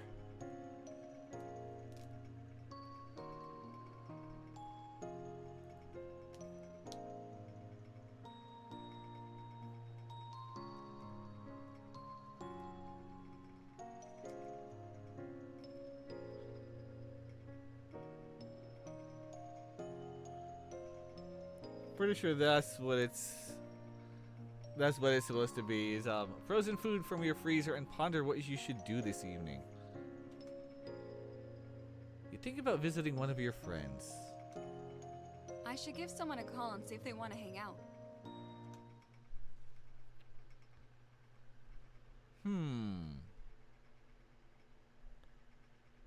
Alright. Cassandra or the other one?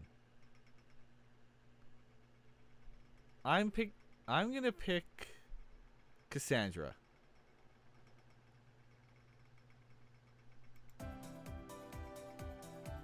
Decide to give her a call.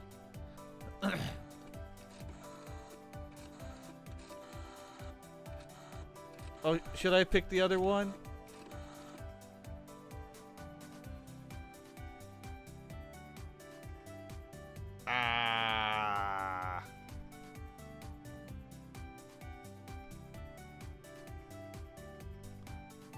No, just go with it? Alright.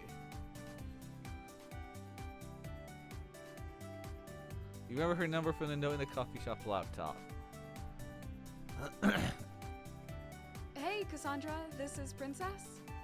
So remember when you said I could call you to hang out? So... Radiant, here's... I'll Yeah, of course I do.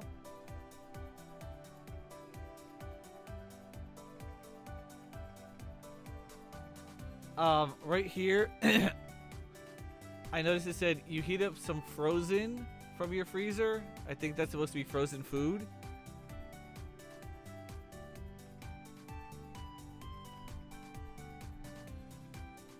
And then, I decided to call Cassandra. And then Jed just jumped in and saying, "Oh, the other one, the one that you like, Radiant." But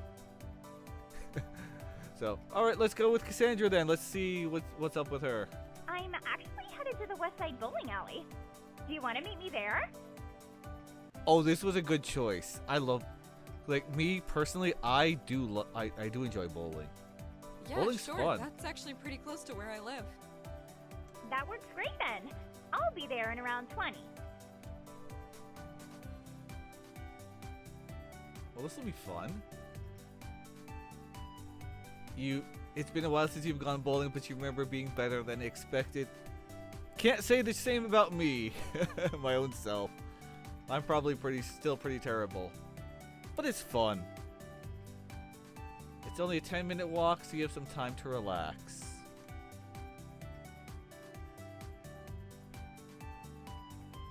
It'd be better for her to get there first.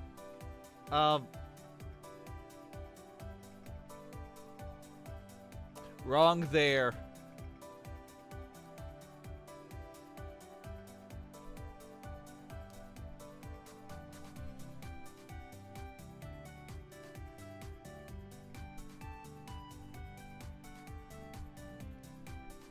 Yeah, you don't have enough money to pay for a whole lane for yourself. So, that's a whoopsie.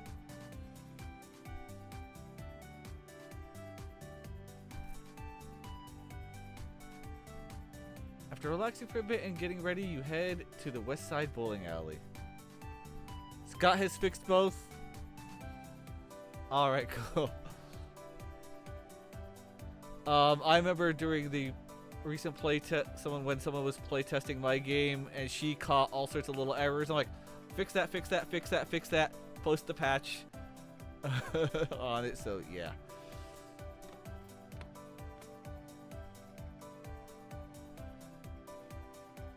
You walk through some side streets and take the shortest route to the bowling alley. It hurts your soul to see the nice neighborhoods with happy families living lives of luxury. Wow! A luxury you likely would never be able to afford. Maybe you're being too nihilistic about the future. There's still time to turn your life around. Yeah, you're 21, girl. You got plenty of time.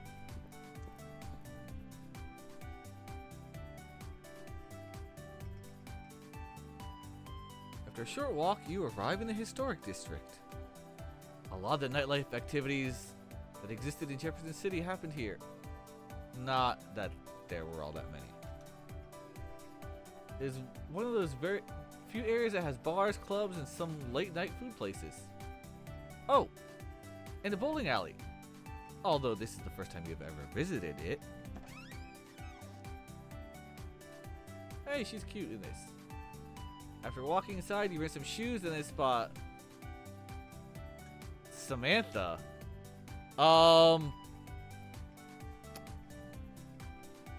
That is definitely not Samantha.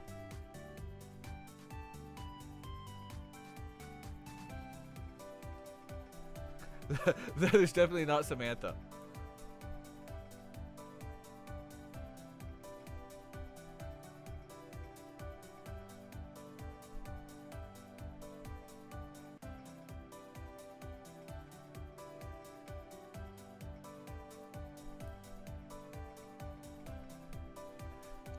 Oh, the things you can miss. Like, what? How? What? Oh no!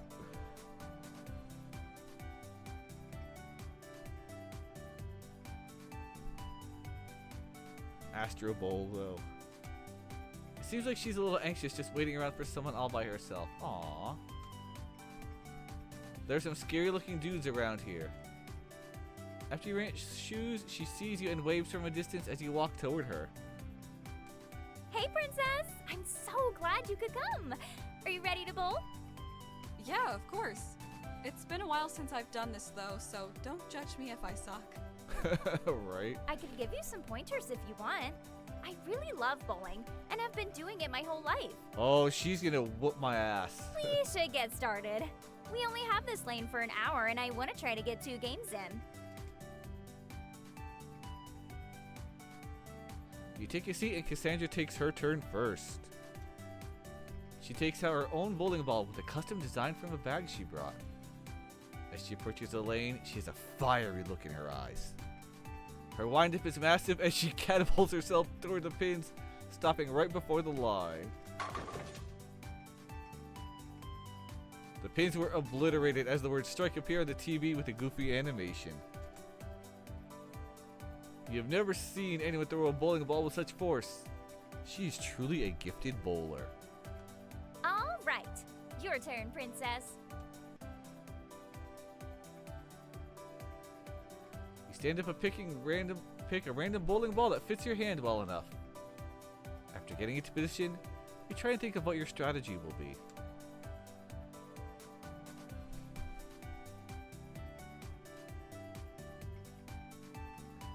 Oh, I'm seeing some ancient typos. Oh, okay. Alright, chat.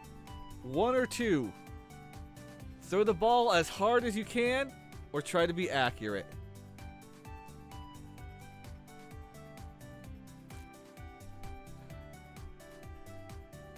Yeet.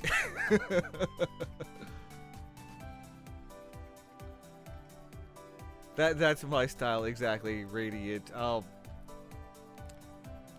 So the person who was really thorough with playtesting my game, she's also playing Horizon Zero Dawn, and she is playing as the careful sniper. And I said, see, this is how she and I differ from how we play Horizon. Her, careful, meticulous. She'd be the more accurate. Me, like you, Leroy Jenkins.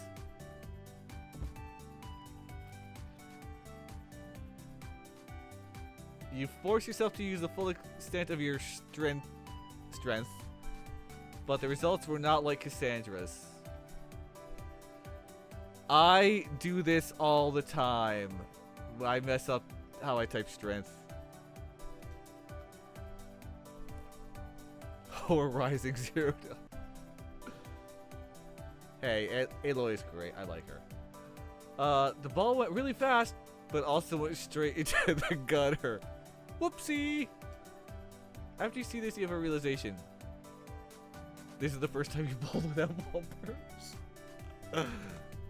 Maybe that's why you thought you were so good. Whoops. Those were some nice throws. Once we straighten out your accuracy, you'll be getting strikes in no time. So, don't tell me, Cassandra, that with you I struck out. Or something. She was still impressed by your skills. You don't get the sense she's joking. She seems she's genuinely rooting for you. Aww. She could have easily scuffed at your inferior skills, but instead is super kind and encouraging. All right, guess it's my turn again. Wish me luck. Go get him, Tiger.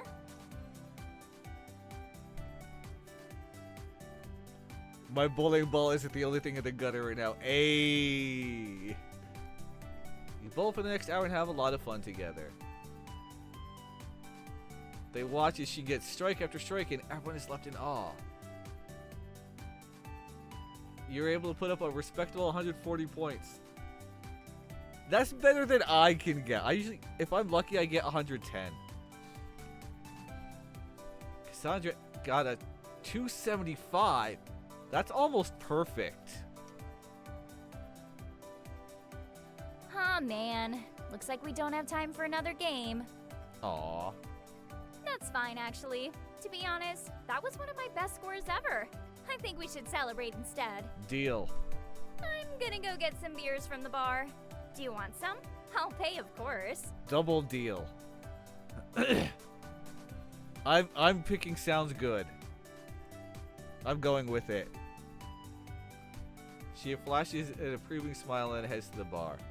I mean, hey, we both have work tomorrow, so why not, right?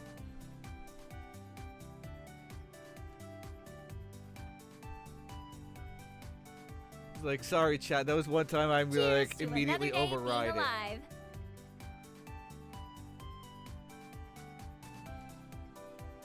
You laugh at Cassandra's random one-liner, which shows you the state you're in. It's been a while since you have drank a lot, and this is your third oh boy. The bar decided to give Cass her first drinks for free, and she decided that was a sign to kick the celebration up a notch. Since it was a weekday and hardly anyone was left in the bowling alley this late, you kept sitting in your lane. I'm so glad you could come bowling with me, Princess. I haven't been in so long because I hate going alone. Aww.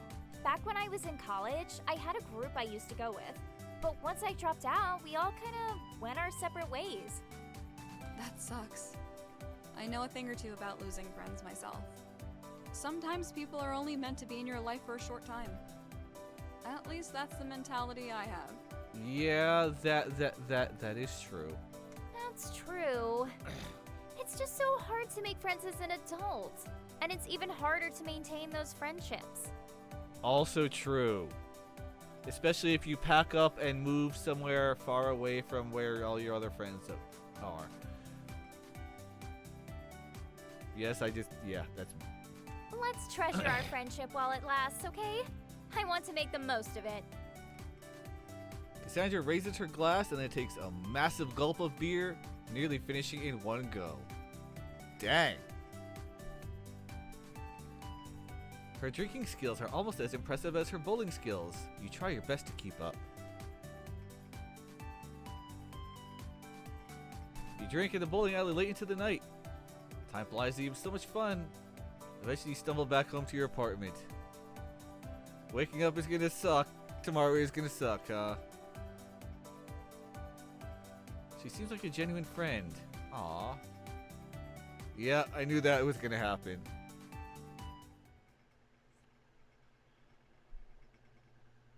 Oh, this is the end of the demo! Thank you for playing, and please continue supporting Princess of World's End. We here at Wake Hall Studios have poured our heart and soul into this project, so it means a lot for you to have played. So really, thank you so much. Please support our Kickstarter so we can make this project possible and allow it to fulfill its greatest potential. Kickstarter is pinned at the top. Radiant, and everyone at Wake Hall, thank you for making this. I have already backed the game, and if you who are watching it think this game is cute and fun and you want to see where it goes, there's a Kickstarter. Radiant just posted it, or it's at the top. Let's get this game funded. Let's hit those stretch goals. I want to see more. These characters are great. It's cute. It's wild. It's funny. I am having a blast. And I have my friend JoJo I have to send this to, because she'll get a kick out of this. She'll love it. And yeah, I definitely want to see what else goes on, especially with the wild other story going on. Oh, there's so much. It's not just the cute coffee shop, but also Metal Death, I'm gonna kill you with my demon powers, or whatever the hell that was. That was cool. Very cute. And perfect ending point, honestly, because so it is 11:20 where I am, and I definitely want to get some sleep. You appreciate the support? Hell yeah, Kusano Hime in the spirit realm. Yeah. So much cool stuff going on. So very really, really clever. I love it. I dig it. I dig it, dig it, dig it, dig it. All right. Thank you everyone for stopping by, Radiant and everyone who involved. Thank you for guiding me along the way and all the goodness. I hope you keep getting tons of viewers, tons of donations, and you blow past your stretch goals in like the next week. Alright. This is going to be the raid message. So copy and paste that. Let's see who is available for a raid. Yes, thank you everyone. Let me see. Who do we got? I'm going to find out right now.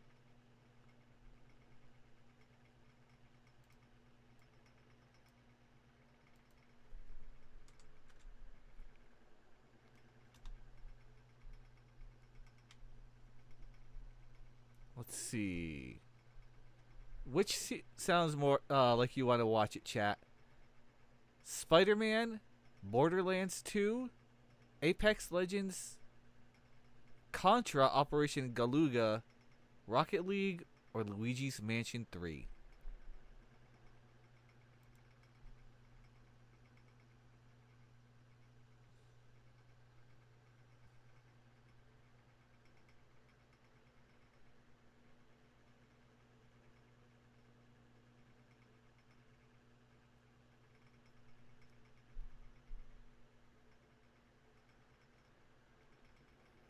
based on the game this game, I'm gonna go with. We're gonna go raid Ollie Dream, because I think she likes these kind of games. So we're gonna go raid Ollie Dream game on. Have a great night, everyone. I will probably be streaming sometime tomorrow for some more Indie Quest, Feedback Quest 8, which is showing off indie games that are on itch.io. My game is also part of it.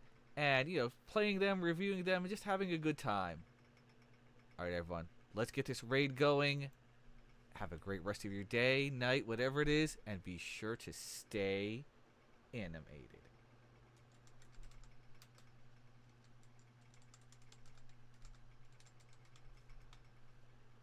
Stick around for the raid.